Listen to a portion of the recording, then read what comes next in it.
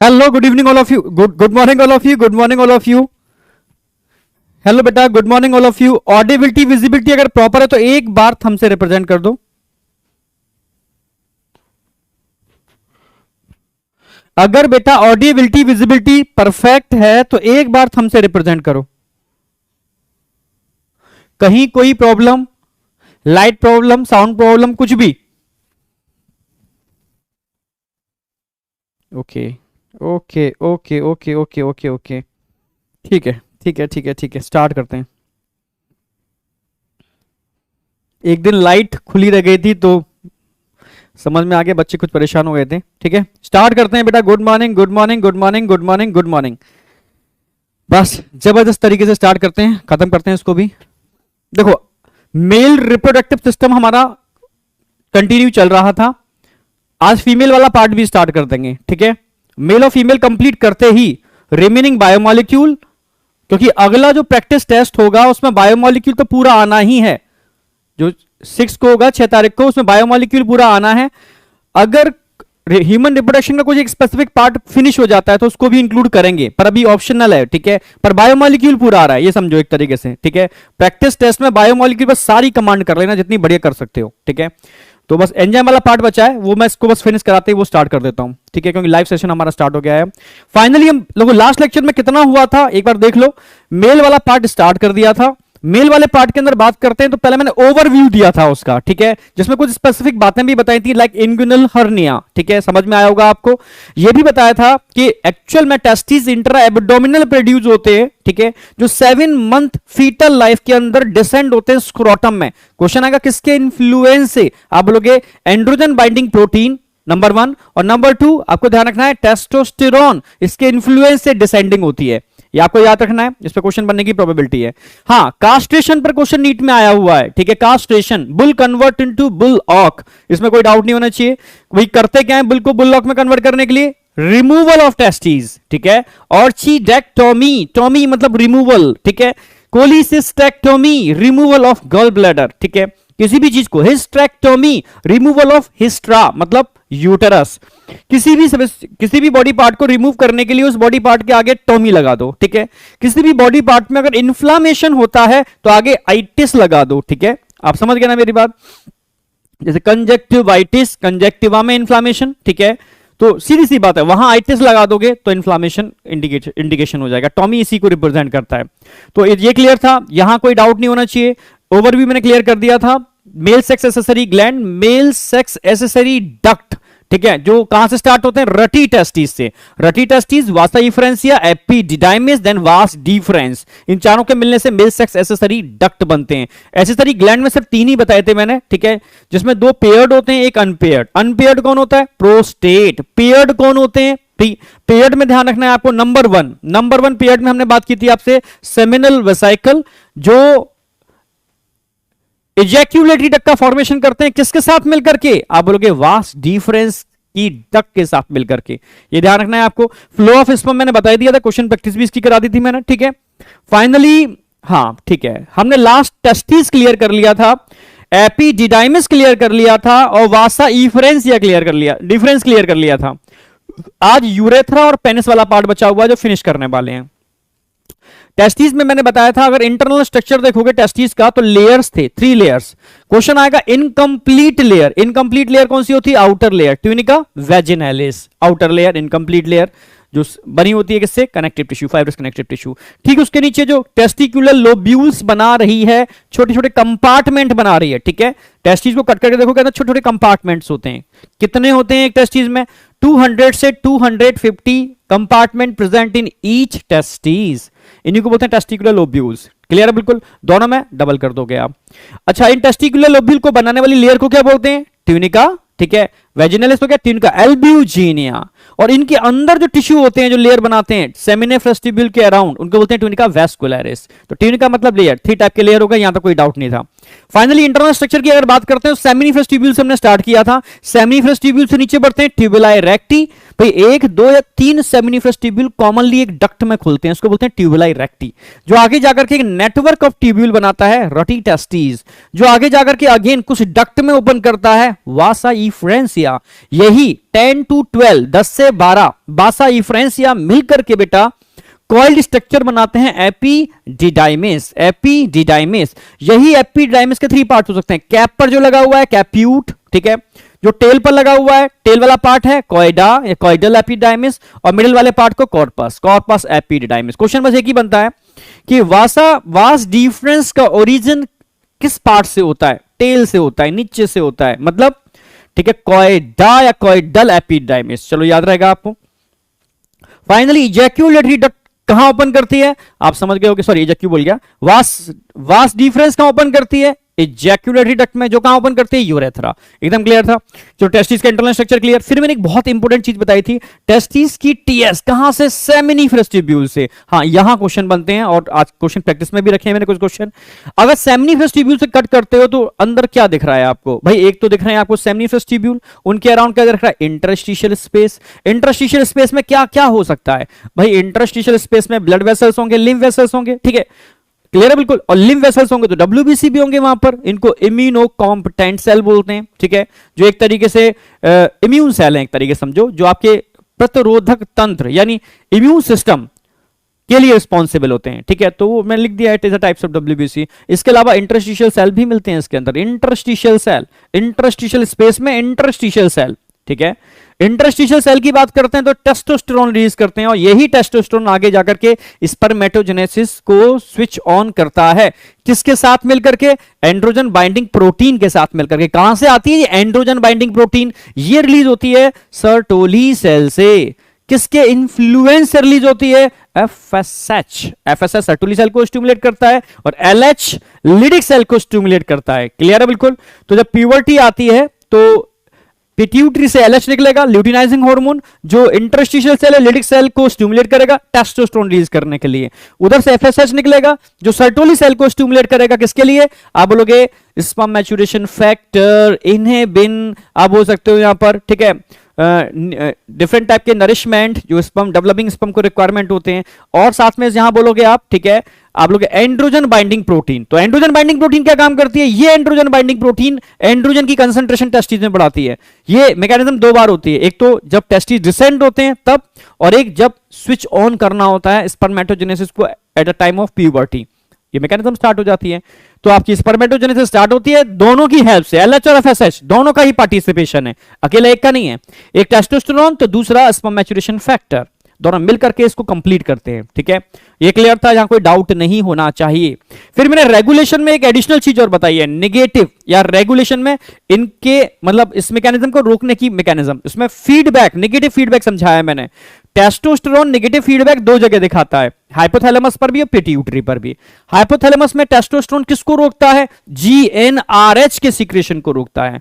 और पिट्यूटरी में किसको रोकता है? आप बोलोगे ओनली और ओनली एलएच के सीक्रेशन को रोकता है, एलएच। तो एक्चुअल में टेस्टोस्टेरोन नेगेटिव फीडबैक एलएच के साथ भी दिखाता है और जीएनआरएच के साथ भी दिखाता है, पर एफएसएच ओनली, एफएसएच क्या काम करता है? इनहिबिन हार्मोन को रिलीज करवाएगा सर्टोली सेल के, और इनहिबिन हार्मोन ओनली एफएसएच के सीक्रेशन को रोकेगा। तो ये क्वेश्चन आए हुए हैं, ठीक है, कुछ क्वेश्चन मैंने आज भी रखे हैं, आपको मजा आएगा उन क्वेश्चंस को करने में, कांसेप्ट थोड़े और क्लियर होंगे। तो यहां तक मुझे लगता नहीं कोई डाउट शाउट होना चाहिए, क्लियर है। सबसे इंपॉर्टेंट पार्ट यही था, ठीक है। आगे बढ़ते हैं, आगे हमने बात की थी, ठीक है, टेस्टिस वाली बात हमारी कंप्लीट हो गई थी।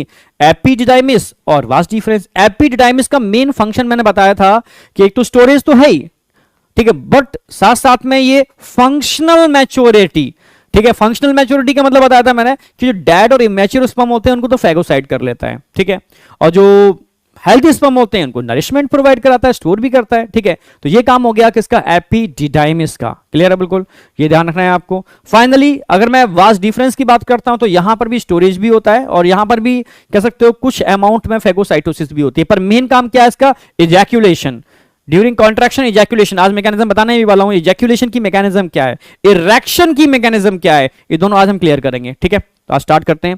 यहां तक एकदम कंप्लीट था, मुझे लगता नहीं कोई डाउट होना चाहिए। आज male sex accessory gland cover करने वाले हैं, फीमेल रिप्रोडक्टिव सिस्टम स्टार्ट करने वाले हैं। तो जो हमारा बचा हुआ पार्ट था, एक यूरेथ्रा रह गया था, एक पेनिस रह गया था। यूरेथ्रा में तो सिंपल है भाई, मेल में यूरेथ्रा 20 सेंटीमीटर लेंथ होती है, पर फीमेल में 4 सेंटीमीटर होती है, ठीक है। मेल में जो यूरेथ्रा होती है उसको यूरिनोजेनाइटल डक्ट बोलते हैं, पर फीमेल में इसको यूरिनोजेनाइटल डक्ट नहीं बोलते, क्योंकि फीमेल में जेनाइटल डक्ट अलग होती है और यूरिनरी डक्ट अलग होती है, पर मेल में एक ही डक्ट, उससे यूरिन भी पास होता है, उससे सीमन भी पास होता है, तो कॉमन डक्ट होती है। तो मेल में यूरेथ्रा को हम क्या बोलते हैं? मेल में हमने यूरेथ्रा के लिए टर्म यूज किया है बेटा यूरिनोजेनाइटल डक्ट, ठीक है। मेल के केस में हम इसको बोलते हैं यूरिनोजेनाइटल डक्ट।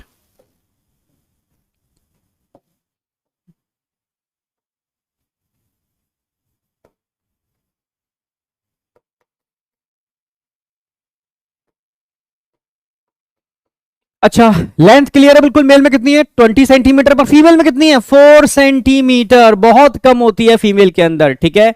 फीमेल में यूरेथ्रा की लेंथ बहुत कम होती है, ये ध्यान रखना है। इसी वजह से, ठीक है, due to short length of urethra in case of female UTI are more common. Urinary tract infection female में ज्यादा कॉमन होते हैं कंपैरेटिव मेल। क्यों कॉमन ज्यादा होते हैं? क्योंकि यूरेथ्रा बहुत कम होती है, ठीक है, लेंथ बहुत कम होती है, और यूरेथ्रा का मीडियम एसिडिक होता है, तो एसिडिक मीडियम की लेंथ कम है, यानी इजीली पैथोजन एंटर कर सकता है। इजीली तो नहीं, मतलब हाँ कर सकता है। कंपैरेटिव मेल यहां एंटर करने की प्रोबेबिलिटी ज्यादा है, क्योंकि मेल के अंदर इस एसिडिक यूरेथ्रा की लेंथ 20 सेंटीमीटर है, फीमेल में इस एसिडिक यूरेथ्रा की लेंथ ओनली 4 सेंटीमीटर है। तो माइक्रोब्स को ट्रेवल करने में प्रॉब्लम कहां होगी? आप बोलोगे 20 सेंटीमीटर यूरेथ्रा में। इसलिए मेल में comparative female urinary tract infection यानी यूटीआई कम होते हैं, फीमेल में ज्यादा होते हैं, ठीक है, क्योंकि शॉर्ट लेंथ ऑफ यूरेथ्रा। ये आया हुआ क्वेश्चन है। Female 4।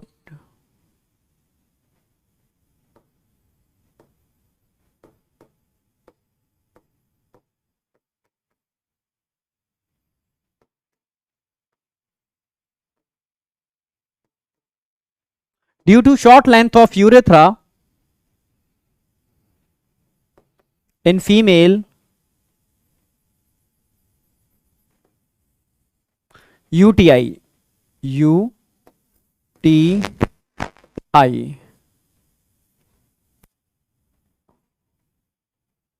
are more common.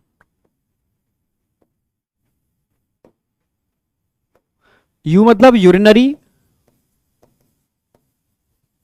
T मतलब ट्रैक्ट, आई मतलब इन्फेक्शन।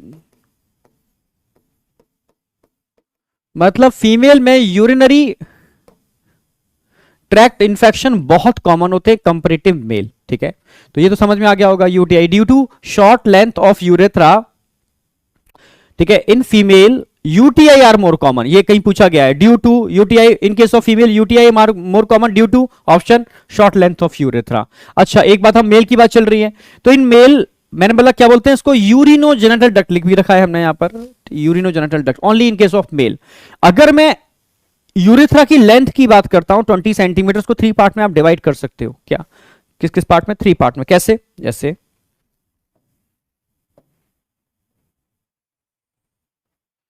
मान लो ये यूरेथ्रा है, याद हो ऊपर यूरिनरी ब्लैडर,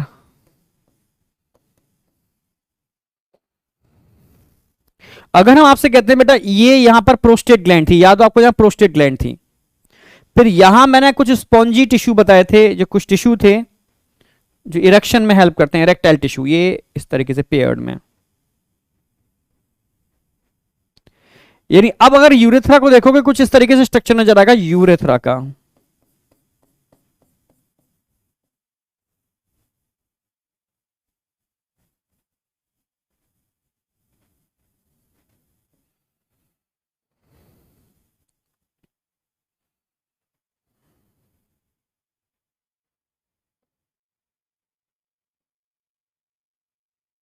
देखो, अगर हम आपसे कहते हैं बेटा यूरेथ्रा का वो पार्ट जो प्रोस्टेट ग्लैंड से कवर्ड होता है, ठीक है, उसको बोलते हैं प्रोस्टैटिक यूरेथ्रा।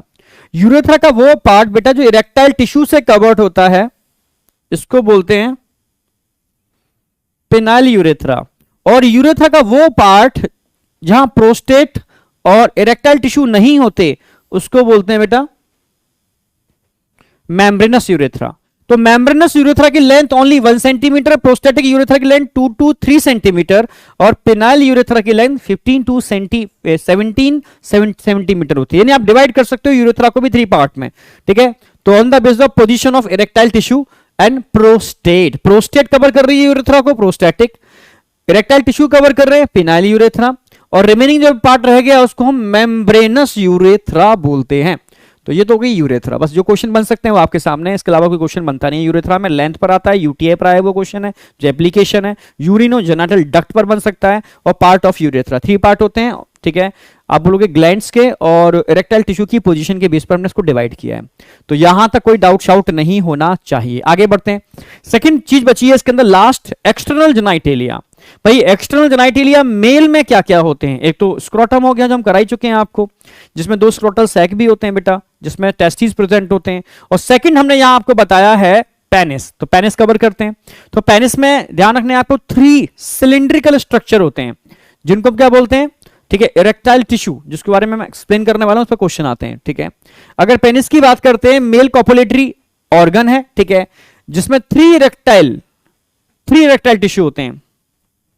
एक बात तो लिख ही देते हैं,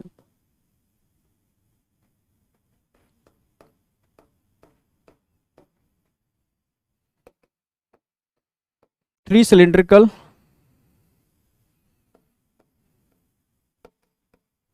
इरेक्टाइल टिश्यू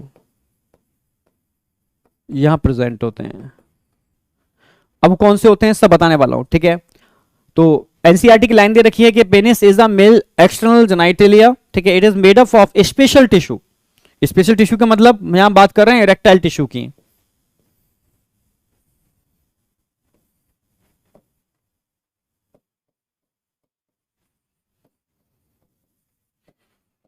इरेक्टाइल टिश्यू होते हैं जो 3 होते हैं, 3 इरेक्टाइल टिश्यू होते हैं यहां पर, ठीक है, उसकी हम बात कर रहे हैं यहां पर।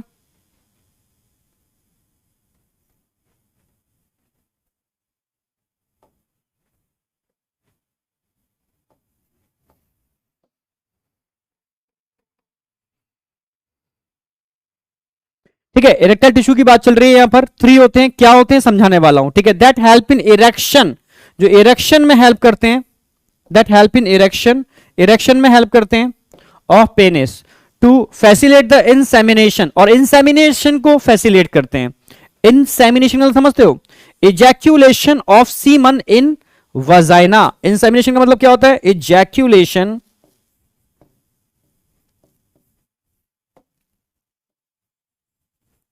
ejaculation of semen in vagina। Vagina में सीमन का इन हो जाना, इंसेमिनेशन, आप समझ रहे हो।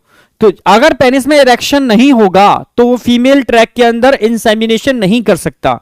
तो इरेक्शन का मेन पर्पस ही है इंसेमिनेशन, इनका मतलब अंदर, इंसेमिनेट, फीमेल ट्रैक के अंदर, वेजाना के अंदर सीमन को एंटर कराना, ठीक है। तो समझ में आ गया होगा तब।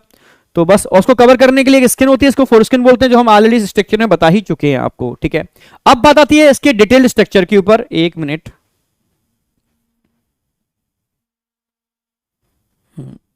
डिटेल स्ट्रक्चर की बात आती है, बात कर लेते हैं डिटेल स्ट्रक्चर की। इस पर क्वेश्चन आता है, यहां तक किसी को कोई डाउट शाउट है तो बताओ पहले तो।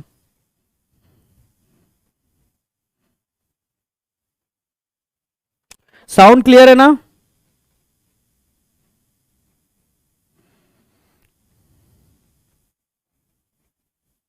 चलो ओके, अब समझो मेरी बात। अगर हम बात करते हैं पेनिस की, तो ये समझना होगा पोजीशन।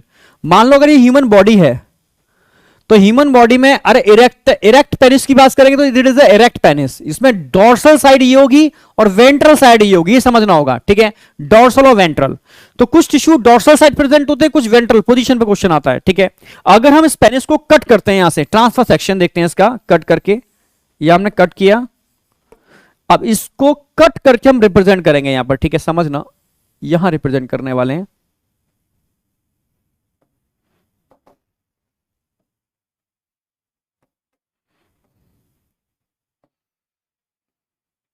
हम्म,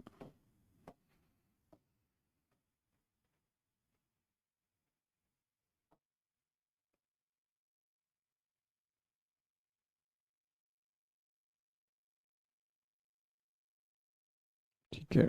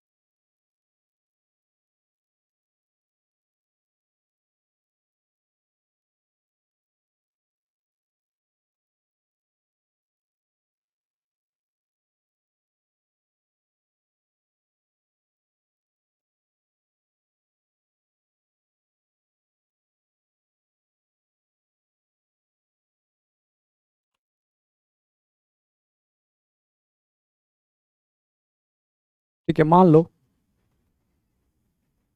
ट्रांसफर सेक्शन है TS of Venice.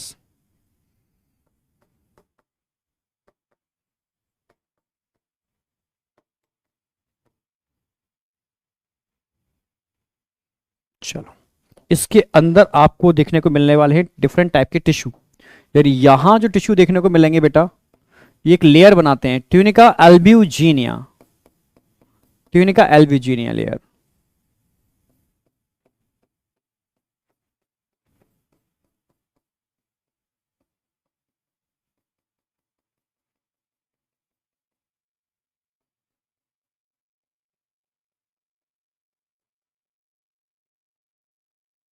Tunica albuginea, ये पूरी लेयर जो है ना ट्यूनिका एल्ब्यूजिनिया। अब इसके अंदर थ्री टाइप के, थ्री सिलिंड्रिकल में ना, थ्री सिलिंड्रिकल इरेक्टाइल टिश्यू होते हैं, इन पर क्वेश्चन आएगा। अगर हम बात करते हैं, समझो यहां पर क्या देखने को मिल रहे हैं आपको, ब्लड वेसल्स।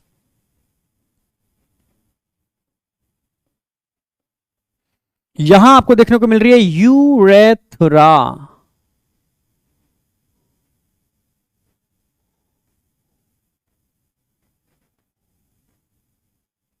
यूरेथ्रा, ठीक है। अब it is erectile tissue, erectile tissue.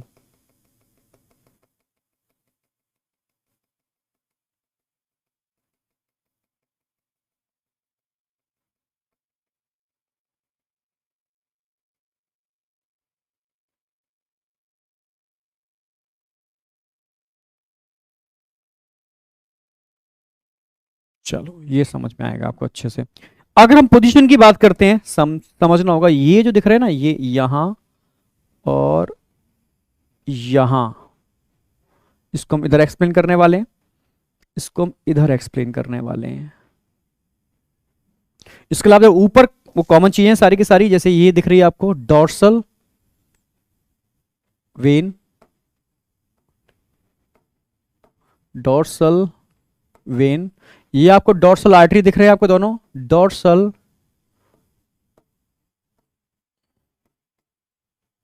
Artery. ये आपको नर्व दिख रहे हैं बेटा, नर्व हो गए। और ये इरेक्टाइल टिश्यू हो गए, ये तीनों ही इरेक्टाइल टिश्यू है, ठीक है। तो ये क्या है, erectile tissue.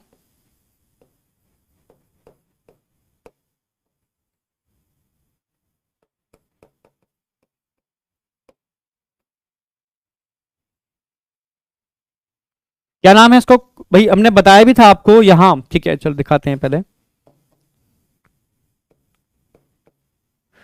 Corpus cavernosum spongiosum, corpus cavernosum. और यहां जो इरेक्टाइल टिश्यू देखने को मिलेंगे,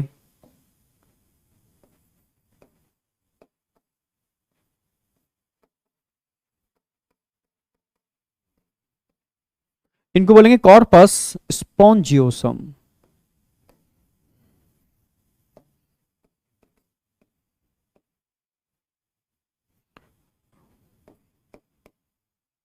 कॉर्पस स्पॉन्जियोसम।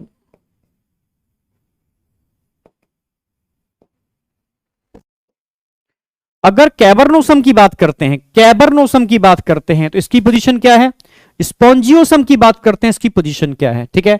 तो मैंने बताया भी था आपको, जो यूरेथ्रा के अराउंड आपको ग्रीन कलर का टिश्यू देखने को मिल रहा है ना, ये पूरा यूरेथ्रा के अराउंड है, ठीक है। और यही आगे जाकर के ग्लैंड पेनिस बना रहा है, स्पॉन्जी, ऐसे अगर कोई स्पॉन्जी ग्लैंड पेनिस बना रहा है, इसको बोलते हैं कॉर्पस स्पॉन्जियोसम। यूरेथ्रा के अराउंड होता है, ठीक है, यूरेथ्रा के अराउंड होता है बेटा, ठीक है। इसकी अगर डोर्सल वेंट्रल साइड देखोगे तो वेंट्रल साइड में होता है, ठीक है। अगर मैं पोजीशन दिखाऊं आपकी तो ये वेंट्रल साइड में होता है, यही आगे जाकर के वेंट्रल वाला टिश्यू आगे जाकर के ग्लैंड पेनिस को बनाने के लिए रिस्पॉन्सिबल होगा। जबकि सिलिंड्रिकल टिश्यू ये दिख रहे हैं आपको दोनों, ठीक है, इनको बोलते हैं कॉर्पोरा कैबरनोसा भी बोल सकते हो, कॉर्पस कैबरनोसम भी बोल सकते हो, दोनों ही ठीक है, ठीक है। यही आगे जाकर के कैबरनोसम याद रखना है, यही आगे जाकर के मतलब 100% एंटीरियर पार्ट तक नहीं जाते, बस यही रह जाते हैं। ये भी इरेक्शन के लिए रिस्पॉन्सिबल है, जिनके अंदर ब्लड वेसल्स देखने को मिलते हैं आपको, ब्लड वेसल्स। अब क्वेश्चन क्या क्या बनेंगे, क्वेश्चन समझो, ये पेयर में होते हैं या सिंगल होते हैं, अभी बताया मैंने। कॉर्पस कैबरनोसम की बात करते हैं वन पेयर, वन पेयर, ये सिंगल होते हैं। अगर हम बात करते हैं कैबरनोसम, तो जो वन पेयर दिख रहे हैं आपको, सिलिंड्रिकल टिश्यू है बेटा, ठीक है। किसके एरा, उसकी पोजीशन बताओ कहां है, वेंट्रल है डोर्सल, भाई नीचे तो वेंट्रल वाला पार्ट हो गया, ऊपर डोर्सल हो गया, तो ऊपर की साइड में होगा डोर्सल पोजीशन। पोजीशन क्या होगी इसकी, डोर्सल। इसकी पोजीशन क्या देखने को मिलने वाली है, वेंट्रल।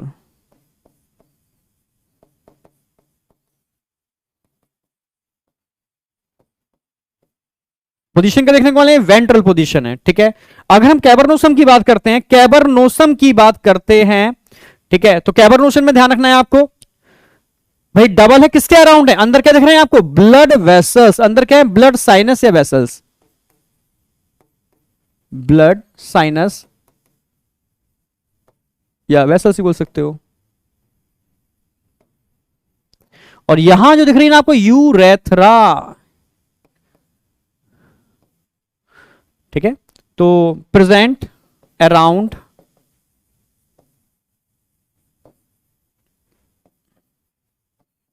ब्लड साइनस, बोलो साइनस मतलब छोटी छोटी कैविटीज, जिसको ब्लड वेसल्स भी, क्योंकि ब्लड वेसल्स भी होते हैं, ब्लड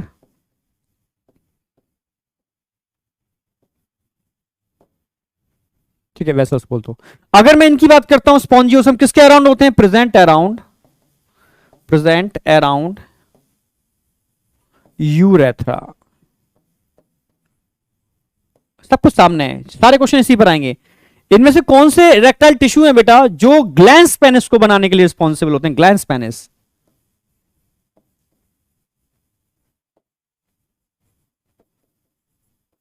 कौन से बनाएंगे, ग्रीन कलर वाले, ये यूरेथ्रा के अराउंड हैं, ठीक है। मींस कॉर्पस स्पॉन्जियोसम,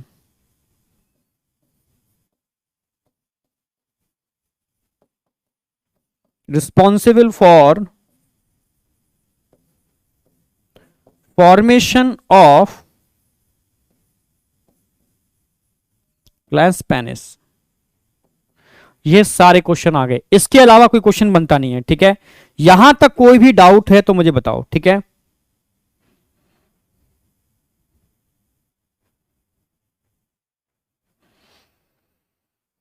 छवि, छवि बोल रही है 12 तो बस पास की है। अगर बच्चों से पूछ लेते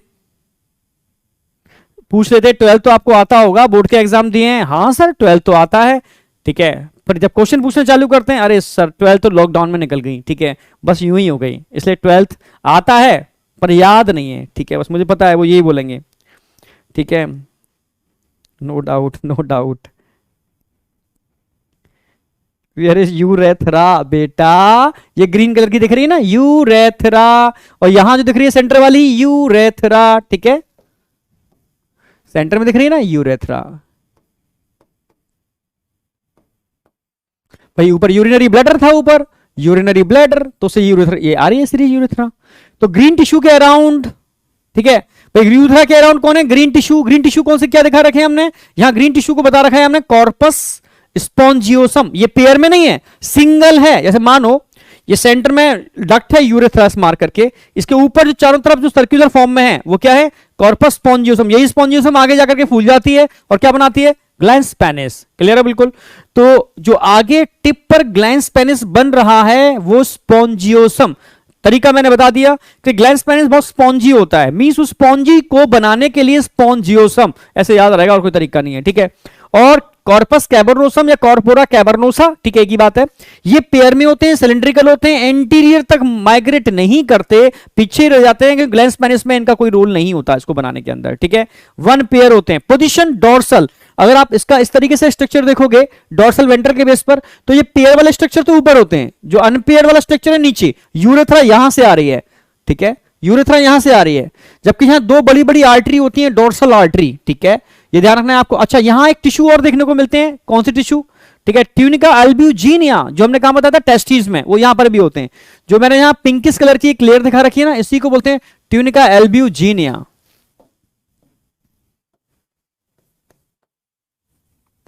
ट्यूनिका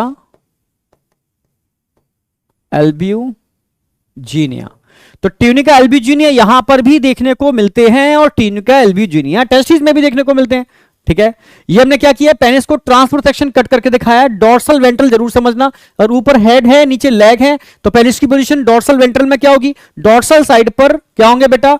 ठीक है, आप बोलोगे कॉर्पस कैवर्नोसम। वेंट्रल साइड पर क्या होगा? आप बोलोगे कॉर्पस स्पॉन्जियोसम। स्पॉन्जियोसमी आगे जाकर के क्या बना रहा है? आप समझ रहे हो? स्पॉन्जियोसमी आगे जाके क्या बना रहा है? स्पॉन्जियोसमी आगे जाकर के ग्लैंस पेनिस को बनाने का काम कर रहा है। ठीक है, यहां तक समझ में आया नहीं आया? यहां तक कोई भी डाउट हो तो मुझसे पूछ सकते हो। ये कंप्लीट हो जाता है आपका मेल। मैंने बताया ना कि मेल एक्सटर्नल जेनाइटेलिया है, it is made up of erectile tissue. Erectile tissue मैंने बता दिया आपको कौन कौन से इरेक्टाइल टिश्यू होते हैं। ठीक है, जो क्या काम कर रहे हैं? इरेक्शन में हेल्प करते हैं। इरेक्शन का मेन पर्पस क्या है? इंसेमिनेशन। ठीक है, enlargement end of penis called glans penis, बता दिया मैंने। जो एक लूज फोल्ड से कवर्ड होता है उसको फोरस्किन बोलते हैं। हो गया कंप्लीट? यहां तक कोई डाउट शाउट है तो मुझे बताओ। नो डाउट, नो डाउट, समझ आ गया।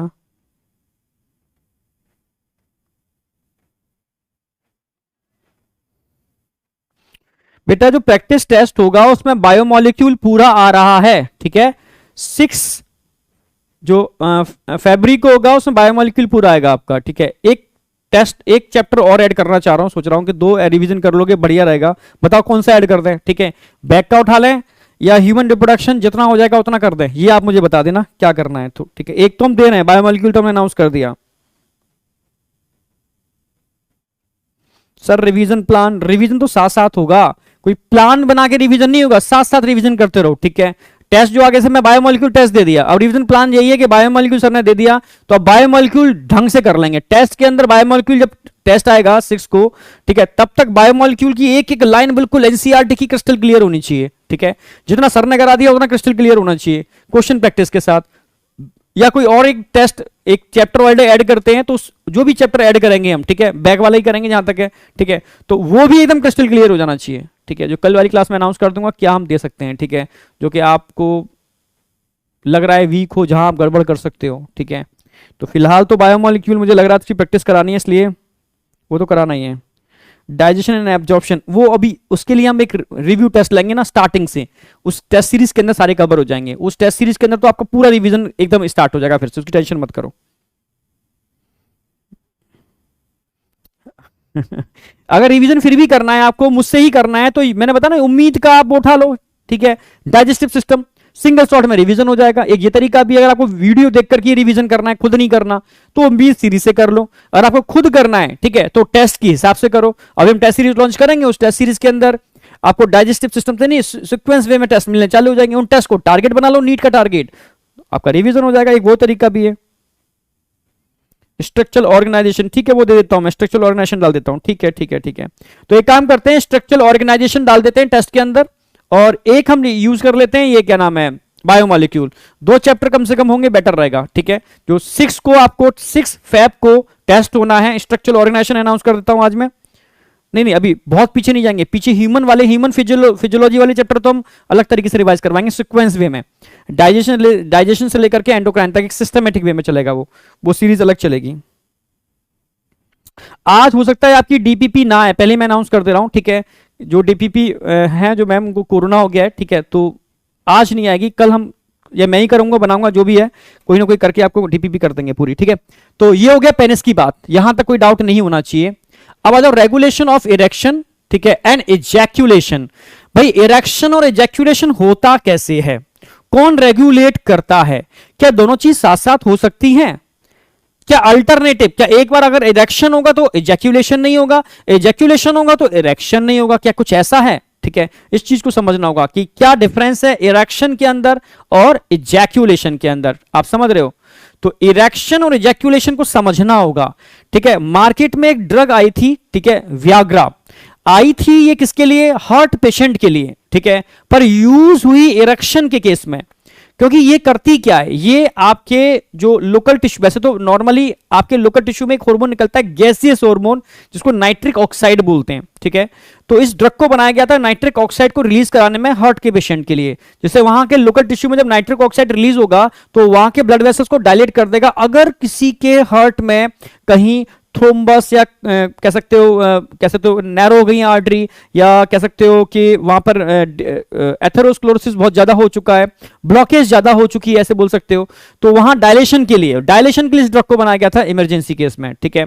बट इसको लोगों ने यूज किसमें किया, ठीक है, इरेक्शन ऑफ पेनिस के अंदर, क्योंकि वहां पर भी लोकल टिश्यू में नाइट्रिक ऑक्साइड रिलीज होता है, जिससे पेनिस के अंदर के जो ब्लड वेसल्स होते हैं वो डायलेट हो जाते हैं और ब्लड का फ्लो वहां तेजी से बढ़ जाता है, जिसकी वजह से इरेक्शन की मैकेनिज्म स्टार्ट होती है, ठीक है। तो वही समझाने वाला हूं मैं, उसका मेन साल्ट है सेल्डेनासिल सिट्रेट, ठीक है। तो इस सेल्डेनासिल सिट्रेट की क्या कंसेप्ट है, आज की डेट में मार्केट में इतनी डोमिनेंट क्यों है, ये इरेक्टाइल डिसफंक्शन बहुत तेजी से बढ़ रहा है क्योंकि इन ड्रग को लोग यूज कर रहे हैं। अगर इन ड्रग को यूज करोगे तो सेल्फ खुद ही नाइट्रिक ऑक्साइड का सिक्रेशन रुक जाएगा, और सेल्फ नाइट्रिक ऑक्साइड का रुकने का मतलब है फिर बिना ड्रग के इरेक्शन की मैकेनिज्म नहीं होगी, जिसके साइड इफेक्ट भी हो सकते हैं, और स्पेशली हार्ट के, क्योंकि हार्ट में बीपी क्या हो जाता है, उससे बढ़ जाता है, मतलब पूरी बॉडी की ब्लड वेसल्स डायलेट हो जाते हैं, तो उससे और साइड इफेक्ट भी हैं, ठीक है, जो बताता हूं मैं डिटेल में। तो बात कर रहे हैं बेटा किसका, regulation of erection and ejaculation. Start करते हैं।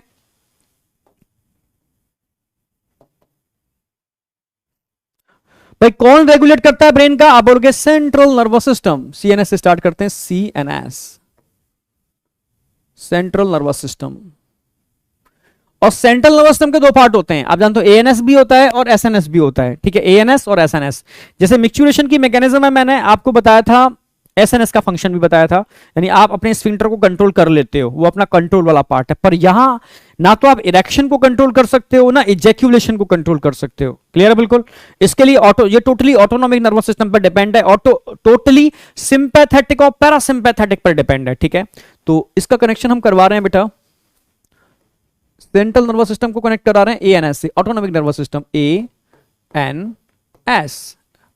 और एएनएस के 2 पार्ट होते हैं, वो आप जानते ही हो पहले से, sympathetic and parasympathetic. Parasympathetic normal condition में वर्क करता है, ये भी आपको पता है। तो पहले तो हम बात करेंगे पैरासिम्पैथेटिक।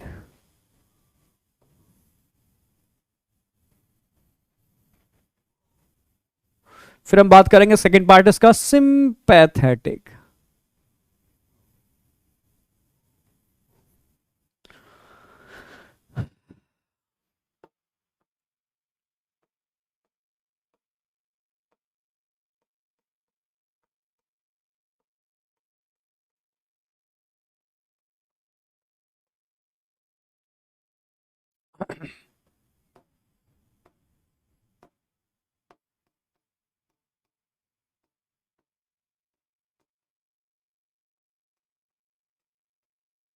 कई बार पढ़ा चुका हूं सिंपैथेटिक और पैरासिम्पैथेटिक के बारे में, ठीक है। ये नॉर्मल कंडीशन में काम करता है, वो इमरजेंसी, ठीक है। इमरजेंसी का मतलब ये नहीं है कि शेर दौड़ रहा है, इमरजेंसी का मतलब है जब आपका बीपी बढ़ जाता है, यानी कोई बॉडी को इमरजेंसी वाली कंडीशन रिलीज होती है तब वो काम करता है। नॉर्मल कंडीशन में, रेस्टिंग कंडीशन में, रिलैक्स कंडीशन में para.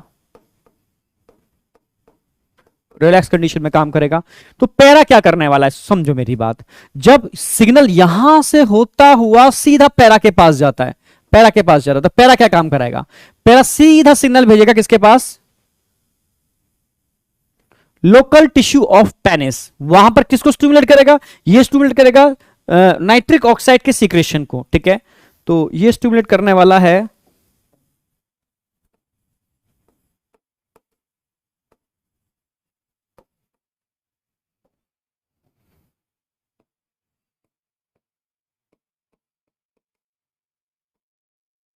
I know,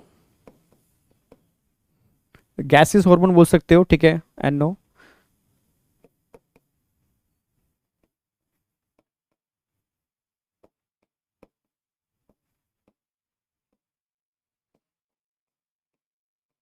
local tissue of penis, भाई सीक्रेशन चालू हो गया इसका। अब सीक्रेशन से क्या होगा, जब एनओ रिलीज होगा तो एनओ क्या काम करता है, ये वैसो डायलेटर है, ये क्या है, वैसो डायलेटर।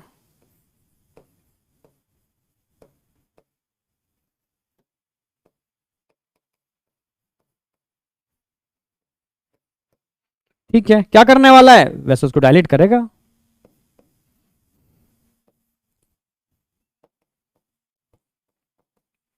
डायलेशन ऑफ,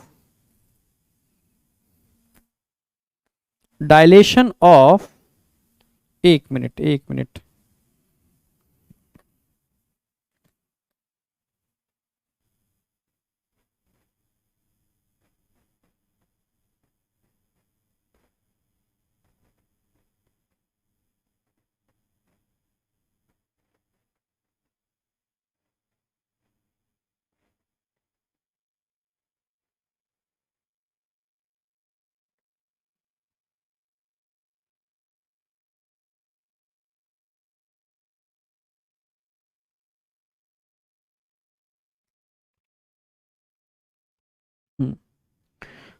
तो क्या करने वाला है बेटा, हाँ बात क्या चल रही है, ब्रेन, ब्रेन से कौन सा सिस्टम एक्टिवेट होगा, पैरासिम्पैथेटिक। पैरा जब एक्टिवेट होगा रिलैक्स कंडीशन में, किसको स्टिमुलेट करेगा, secretion of NO in local tissue of penis. Penis के लोकल टिश्यू में जब एनओ का सीक्रेशन होगा, ये दो काम करेगा। पहले क्या काम करेगा, dilation of blood vessel and relaxation of smooth muscles, दोनों काम करेगा, ठीक है। डायलेशन ऑफ ब्लड साइनस भी बोल सकते हो एंड वेसल्स भी बोल सकते हो। और क्या काम करने वाला है साथ में, रिलैक्सेशन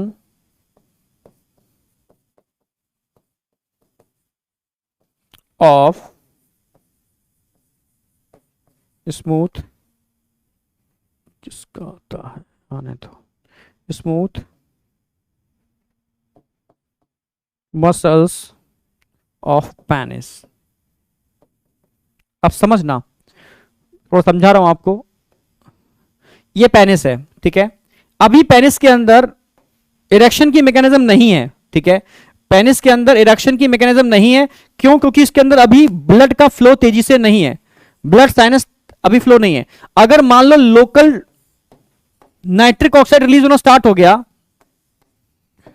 नाइट्रिक ऑक्साइड इसमें रिलीज होना चालू हो गया, तो उसके जो ब्लड साइनस होंगे उनका साइज क्या हो जाएगा, बढ़ जाएगा।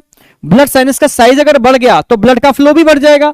ब्लड का फ्लो बढ़ने से दो काम होंगे, एक तो उसमें क्या होगा, इरेक्शन होगा, मतलब साइज बढ़ेगा, इसका इनलार्जमेंट होगा। क्यों, क्योंकि इसके स्मूथ मसल्स रिलैक्स हो गए हैं। जितने स्मूथ मसल्स रिलैक्स होंगे उतना ही साइज उसका बढ़ जाएगा। और ब्लड का फ्लो, भाई ब्लड का फ्लो क्या काम कर रहा है, एक तरीके से उसमें आप समझो ब्लड भरा जा रहा है, समझो एक तरीके से एक बहुत लूज सब्सटेंस है कोई, ठीक है, जिसके अंदर साइनस बने हुए हैं जो खाली पड़े हुए हैं, ठीक है।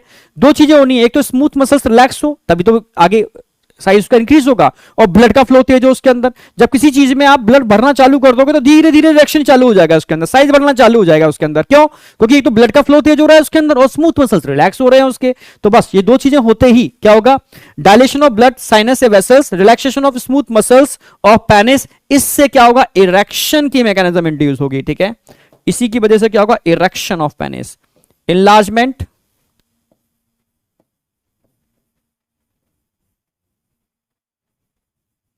इनलार्जमेंट या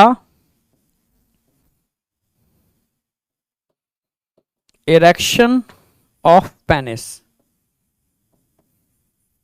यहां तक समझ में आया, इनलार्जमेंट या इरेक्शन ऑफ पेनिस।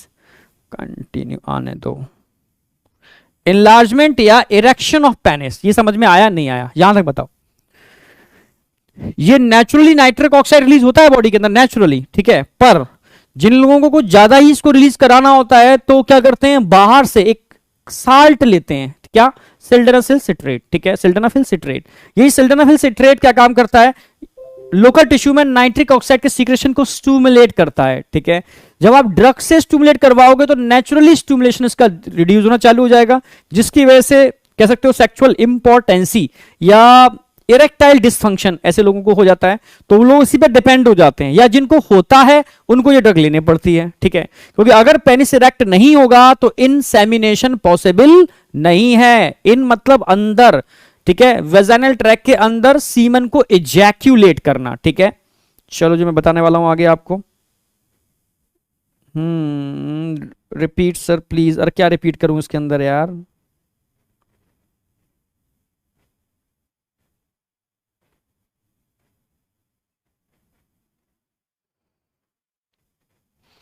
यानी इरेक्शन की मैकेनिज्म तभी हो सकती है जब आप रिलैक्स कंडीशन में होगे, ठीक है। मानो शेर पीछे दौड़ रहा है, उस समय क्या इरेक्शन हो सकता है, इम्पॉसिबल, ठीक है, यानी इमरजेंसी कंडीशन में। तो सिंपैथेटिक कभी भी, ठीक है, इरेक्शन को इंड्यूस नहीं करेगा। इरेक्शन तभी होगा जब पैरा एक्टिवेट होगा, और एक बार में या तो पैरा हो सकता है या सिंपै हो सकता है, दोनों एक साथ तो एक्टिवेट नहीं हो सकते ना, ठीक है। जब इरेक्शन होगा तो इजैक्यूलेशन नहीं होगा, अगर इजैक्यूलेशन होगा तो इरेक्शन नहीं होगा, ठीक है। एक बार में एक ही चीज होगी, दोनों एक साथ कंडक्ट नहीं हो सकते। आप समझ गए मेरी बात। आज तुम्हारा मैसेज वाला बहुत स्लो चल रहा है, क्या चक्कर है, कोई डाउट शाउट नहीं है क्या, या आज समझने के मूड में हो सर, बस हम समझाओ, आप चुपचाप से शांति से हम समझेंगे, ठीक है, तो कोई बात नहीं, हम समझाते हैं, कोई नहीं।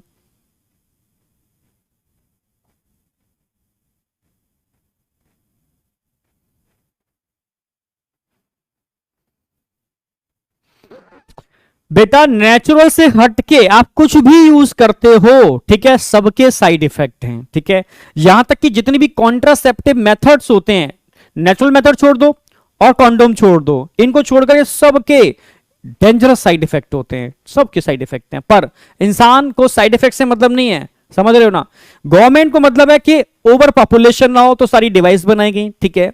जितने भी हार्मोन कंटेनिंग डिवाइस होती है सबके साइड इफेक्ट होते हैं, आप ध्यान रखो। ये मेडिसिन बनाई ही नहीं गई थी इरेक्शन के लिए, बनाई गई थी तो हर्ट के लिए बनाई गई थी, व्याग्रा या वही साल्ट, मतलब व्याग्रा तो एक कॉमन नेम था इसका, आज के डेट में तो बहुत सारे नेम से आती है, क्योंकि मेन साल्ट क्या है इसका, सिल्डेनाफिल सिट्रेट, ठीक है। तो वो साल्ट आज की डेट में डिफरेंट टाइप की ड्रग्स के अंदर है, या डिफरेंट टाइप की और सब्सटेंस आते हैं उनके अंदर है। मेन साल्ट का काम क्या है, किसी भी फॉर्म में हो, ठीक है, स्प्रे की फॉर्म में हो, जेल की फॉर्म में हो, बच्चे लिख रहे हैं जो, ठीक है, या ड्रग की फॉर्म में हो, काम एक ही करेगा, क्या, लोकल टिश्यू में नाइट्रिक ऑक्साइड के सीक्रेशन को इंड्यूस करेगा। साइड इफेक्ट खतरनाक है, ठीक है। जब भी आप नेचर से हटके कोई भी काम करते हो, बस साइड इफेक्ट के लिए तैयार रहो, ठीक है। चलो आगे बढ़ते हैं, सिंपैथेटिक नर्वस सिस्टम की बात कर लेते हैं अब। सिंपै क्या काम करता है, सिंपै का मतलब यह नहीं है कि सर शेर पीछे दौड़ रहा है तो इजैक्यूलेशन हो जाएगा ना बेटा। सिंपै का मतलब है जब जब सिंपैथेटिक एक्टिवेट होगा, ठीक है, तो ऑटोमेटिकली क्या होता है, सीमन तेजी से बाहर निकलता है, इसी को बोलते हैं क्या, इजैक्यूलेशन। तो इजैक्यूलेशन बाहर निकलना, और ये बाहर निकल के वजाइनल ट्रैक के अंदर जाता है तो उसको बोलते हैं इनसेमिनेशन। कंफ्यूज रहते हैं बच्चे, इजैक्यूलेशन इनसेमिनेशन, बाहर निकलना, इजैक्यूलेशन फीमेल ट्रैक में एंटर करना, इनसेमिनेशन। आप समझ गए ना मेरी बात। तो सिंपैथेटिक नर्वस सिस्टम की बात कर लेते हैं भाई। सिंपै क्या काम करता है, अभी बताया। सिंपै का सिर्फ एक ही काम है, जो एपिडिडाइमिस, ऐसे समझो, मैं डायग्राम बना के समझा देता हूं, फिर मैं इसको हटा करके फिर आपको ऐसे बताया डायग्राम, ऐसे ऐसे ऐसे। फाइनली मैं इधर दिखा देता हूं यूरेथ्रा, ठीक है, ये मानो यूरेथ्रा है। देखो यहां स्मूथ मसल्स होते हैं, एपिडिडाइमिस में स्मूथ मसल्स होते हैं, वास डिफरेंस में भी स्मूथ मसल्स होते हैं। जब सिंपैथेटिक एक्टिवेट होता है ना तो ये सारे स्मूथ मसल्स में कॉन्ट्रैक्शन स्टार्ट हो जाएगा, सारे स्मूथ मसल्स में कॉन्ट्रैक्शन स्टार्ट हो जाएगा। कॉन्ट्रैक्शन से क्या होगा, जो अंदर सीमन मतलब स्पर्म भरा हुआ है, ये तेजी से कॉन्ट्रैक्टाइल फोर्स की वजह से आगे बढ़ेगा और यूरेथ्रा से सीधे बाहर आएगा, इसी को बोलते हैं इजैक्यूलेशन। तो इजैक्यूलेशन के लिए कौन रिस्पॉन्सिबल है, आप लोग स्मूथ मसल्स ऑफ एपिडिडाइमिस, ठीक है, vas deferens. Epididymis, vast difference और कुछ अमाउंट में आप बोल सकते हो थोड़ा बहुत यहां ये भी काम करते हैं, पर मेनली वास्ट डिफरेंस और एपिडाइमिस ये मिलकर के इजैकुलेशन की मैकेनिज्म को इंड्यूस करते हैं। और इसके लिए कौन सा सिस्टम एक्टिवेट रिस्पॉन्सिबल होगा? सिंपैथेटिक। तो सिंपैथेटिक का मेन काम क्या है? एपिडाइमिस और वास्ट डिफरेंस की स्मूथ मसल्स में कॉन्ट्रैक्शन, जो कि क्या करता है? सीमन को तेजी से बाहर लेकर के आता है, इसी को इजैकुलेशन बोलते हैं। समझ गए ना मेरी बात? तो बस सिंपैथेटिक क्या काम करने वाला है? Finish.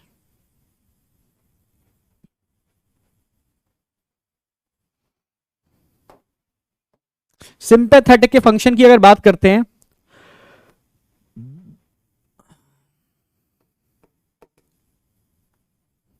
Stimulate contraction of smooth muscles of, किसकी स्मूथ मसल्स में? Number 1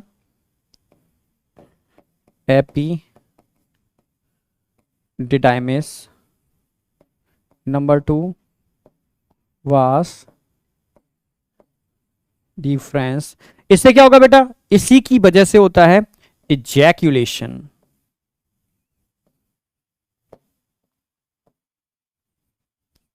ejaculation of semen. तो सीमन का इजैकुलेशन किस वजह से हो रहा है भाई? ठीक है, आप बोलोगे सिंपैथेटिक। जब एक्टिवेट होगा सीधा सीधा इन मसल्स में कॉन्ट्रैक्शन होगा, कॉन्ट्रैक्शन से इजैकुलेशन हो जाएगा। अब बताओ कोई डाउट शाउट है? यहां तक कोई भी डाउट है? ठीक है, कोई भी डाउट है तो आप पूछ सकते हो। ठीक है, साल्ट मैंने बता दिया था, सिल्डेनाफिल सिट्रेट मेन साल्ट है। सिल्डेनाफिल सिट्रेट जो उसके लिए रिस्पॉन्सिबल होता है, नहीं इसी की तरह काम करता है। अलग से लिख देता हूं मैं।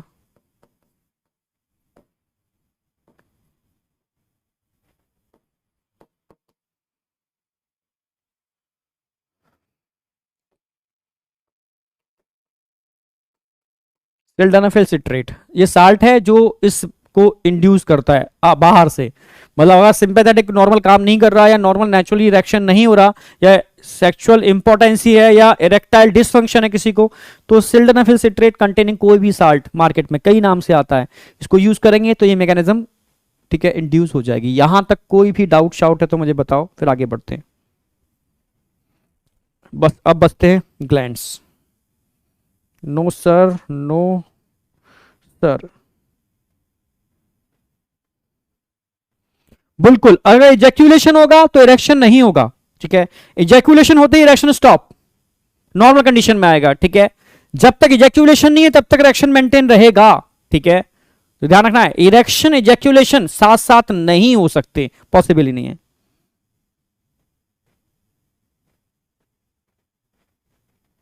Sir how to stop? ठीक है, इरेक्शन, इजैक्यूलेशन हो जाएगा तो इरेक्शन रुक जाएगा, इसमें क्या है? No doubt, no doubt. Okay चलो ठीक है, आगे बढ़ते हैं। चलो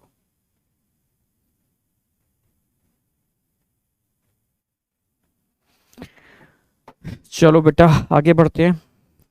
अब कुछ बात करते हैं एसेसरी ग्लैंड्स की। मैंने 3 टाइप के एसेसरी ग्लैंड बताए थे आपको, सेमिनल वेसिकल, प्रोस्टेट और bulbourethral. It is also called Cowper's gland. तो बल्बो यूरेथल का एक नाम और बताया था मैंने, काउपर्स।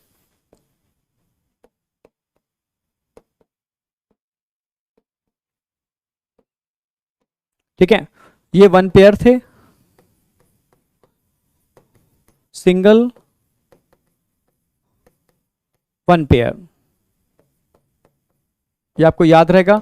और इन तीनों ग्लैंड के फ्लूइड को, एसेसरी ग्लैंड के फ्लूइड को हम, ठीक है, आप टर्म यूज कर सकते हो उसके लिए, सेमिनल प्लाज्मा। ठीक है, समझना मेरी बात, सेमिनल प्लाज्मा और एक तो होता है सेमिनल वेसिकल का फ्लूइड, सेमिनल फ्लूइड बताता हूं। अच्छा इकट्ठा लिखता हूं, पहले समझा दूंगा आपको।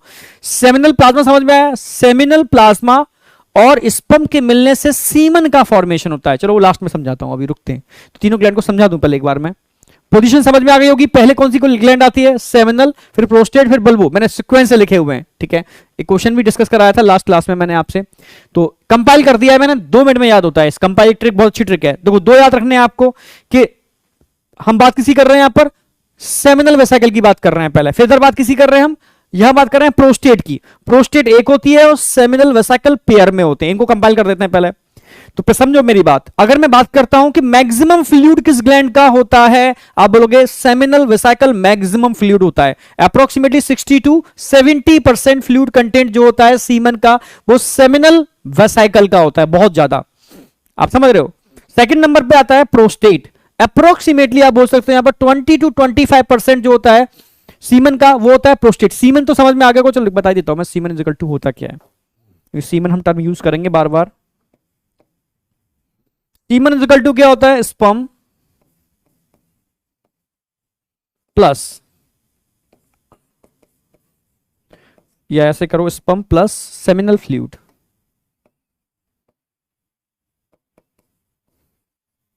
Seminal plasma.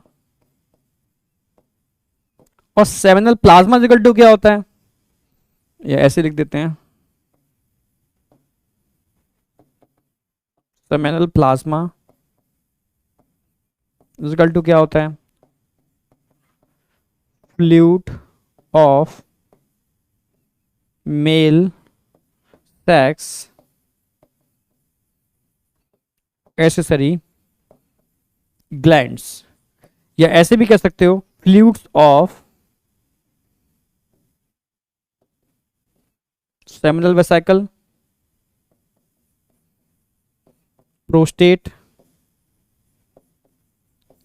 मेन तो ये दो ही होते हैं, पर इसको भी काउंट करोगे आप, काउपर्स। कम होता है पर ये होता तो ये भी है, यानी आप सीमेन इक्वल टू क्या होगा, semen equal to sperm plus fluid of seminal plasma, seminal vesicle, prostate and Cowper's, या फ्लूइड ऑफ, ठीक है, मेल सेक्स एक्सेसरी ग्लैंड, ऐसे भी कह सकते हो semen equal to sperm plus seminal plasma. Seminal plasma equal to क्या होता है, ये समझ में आ गया आपको, तीनों ग्लैंड के फ्लूइड को सेमिनल प्लाज्मा बोलते हैं। तो इसी को मिलाकर के सीमन टर्म यूज करते हैं। तो एक्चुअल में जो बाहर निकलता है वो स्पर्म भी होते हैं और तीनों ग्लैंड का फ्लूइड भी होता है, इसी को सीमन टर्म यूज करते हैं। तो टोटल सीमन जो निकलता है उसका 60 to 70% तो होता है बेटा सेमिनल प्लाज्मा, और ओनली 20 to 25% होता है, ठीक है, प्रोस्टेटिक फ्लूइड।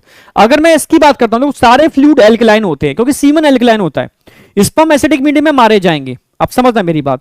पर क्वेश्चन क्या बनता है, किस एसेसरी ग्लैंड का फ्लूइड स्लाइडली एसिडिक होता है। एक ही ग्लैंड इसका फ्लूइड स्लाइडली एसिडिक होता है, ठीक है, उसको बोलते हैं प्रोस्टेट। प्रोस्टेट का फ्लूइड स्लाइडली एसिडिक होता है, और रिमेनिंग जो दो बचे उनका फ्लूइड एल्कलाइन होता है। टोटल सीमन की पीएच एल्कलाइन होती है, ध्यान रखना, क्योंकि सेमिनल प्लाज्मा इसका सेमिनल वेसिकल का फ्लूइड सबसे ज्यादा होता है, तो एल्कलाइन होता है। तो टोटल पीएच कैसे हो जाएगी, एल्कलाइन। पर एक ग्लैंड ऐसी है जिसका फ्लूइड एसिडिक होता है, क्वेश्चन आता है, तो एसिडिक किसका होगा, स्लाइटली एसिडिक किसका होगा, प्रोस्टेट 6.5, जबकि सबका क्या होगा, एल्कलाइन, मतलब 7.4 के आसपास। क्वेश्चन आएगा, अगर हम मिल्की अपीयरेंस बात करते हैं, सीमन के अंदर milky appearance, which of the following fluid responsible for milky appearance of semen, या येलोइश अपीयरेंस। तो येलोइश अपीयरेंस की जब भी बात आएगी और विस्कोसिटी की बात आएगी तो सेमिनल प्लाज्मा, ठीक है। तो येलोइश अपीयरेंस की बात करता हूं और विस्कस फ्लूइड की बात करता हूं, तो सीमन विस्कस होता है, येलोइश होता है, due to presence of seminal fluid. Seminal plasma नहीं, सेमिनल फ्लूइड। सेमिनल प्लाज्मा में तीनों ग्लैंड आ गए, seminal fluid only seminal vesicle का फ्लूइड आ गया, ठीक है। अगर मैं बात करता हूं, ठीक है, मिल्की व्हाइट, तो मिल्की व्हाइट अपीयरेंस आती है किसकी वजह से आती है, आप बोलोगे ये आती है प्रोस्टैटिक फ्लूइड की वजह से। अब कंपोजिशन देख लेते हैं, किसमें क्या कंपोजिशन, अभी तीन बातें बात की हैं। परसेंटेज, भाई सेमिनल फ्लूइड का परसेंटेज सबसे ज्यादा 60 to 70% अकेला, प्रोस्टैटिक फ्लूइड ओनली 20 से 25% कंपैरेटिव कम है, ठीक है। अगर हम बात करते हैं पीएच, नो डाउट एक ही फ्लूइड है जिसकी पीएच एसिडिक है, स्लाइटली एसिडिक है, ठीक है, कौन सा, प्रोस्टैटिक, ठीक है। हाँ, सेमिनल प्लाज्मा एल्कलाइन होगा, 7.4 के आसपास होगा, उसमें कोई दिक्कत नहीं है। अगर हम अपीयरेंस की देखते हैं, फिजिकल अपीयरेंस, तो सेमिनल प्लाज्मा सेमिनल फ्लूइड जो है बेटा, उसका जो देखने में होता है येलोइश होता है, विस्कस होता है। अगर इस फ्लूइड की बात करते हैं तो ये मिल्की होता है। अब कंपोजिशन क्या है, अब कंपोजिशन में क्वेश्चन आते हैं। अब क्वेश्चन आएगा फ्रक्टोज, फ्रक्टोज किस में देखने को मिलता है, क्वेश्चन आएगा फॉस्फेट, कैल्शियम आयन मैक्सिमम कहां देखने को मिलते हैं, क्वेश्चन आएगा एंटीबायोटिक कहां देखने को मिलती है, ठीक है। क्वेश्चन आएगा कौन सा फ्लूइड स्पर्म को एक्टिवेट करने के लिए रिस्पॉन्सिबल है, इस पर क्वेश्चन बहुत आते हैं। तो पहले हम बात करते हैं किसकी, सेमिनल वेसिकल, जो वन पेयर होते हैं इनके फ्लूइड में, एक तो फ्रक्टोज होता है, ठीक है। एक बात ध्यान रखना, फीमेल के ट्रैक में कहीं फ्रक्टोज नहीं होता, फीमेल के किसी भी फ्लूइड में फ्रक्टोज नहीं होता, ठीक है। अगर फीमेल के ट्रैक में कहीं फ्रक्टोज मिल रहा है, it is a indicator of intercourse, कि इंटरकोर हुआ है, यानी पेनिस की एंट्री हुई है, सीमन अंदर गया है। तो अक्सर कर रेप टेस्ट में पुराने जो टाइम पर जो होते थे, तो उसमें अक्सर कर हम क्या यूज करते थे, फ्रक्टोज टेस्ट करते थे। एक फ्रक्टोज की स्ट्रिप आती थी, ठीक है, कलर बेस पर होता था, वजन ट्रैक में स्ट्रिप अगर आप डालोगे और कलर चेंज हो जाएगा तो वो इंडिकेटर है कि इसके अंदर कहीं ना कहीं फ्रक्टोज है, ठीक है। फ्रक्टोज है तभी कलर चेंज हुआ, फ्रक्टोज है मींस इंटरकोर हुआ है, तो रेप हुआ है, ठीक है, यानी इंटरकोर हुआ है मींस रेप हुआ है। तो इसके टेस्टिंग में इसको यूज करते थे, पर कुछ लोगों ने इसको मिस यूज भी किया, ठीक है, बट हाँ ये एक उसमें यूज करते हैं, क्वेश्चन आता भी है। दूसरा था प्रोस्टाग्लैंडिन। प्रोस्टाग्लैंडिन अपने में ही बहुत बड़ा इनका वो है, ठीक है, मतलब लोकल हार्मोन है, लोकल टिश्यू से निकलते हैं, किसी स्पेसिफाइड ग्लैंड से नहीं निकलते प्रोस्टाग्लैंडिन, ठीक है। ये बहुत सारे काम है, यहां एक काम करते हैं, ये जो जो वेजाइनल ट्रैक होता है ना, उसकी स्मूथ मसल्स में कॉन्ट्रैक्शन कराते हैं, जिससे क्या होता है, इस सीमन को आगे बढ़ने में हेल्प मिलती है, ठीक है। कॉन्ट्रैक्शन होगा तो एक फोर्स जनरेट होगा जिसकी वजह से वो आगे ट्रेवल कर पाएगा, ठीक है, लोकल हार्मोन।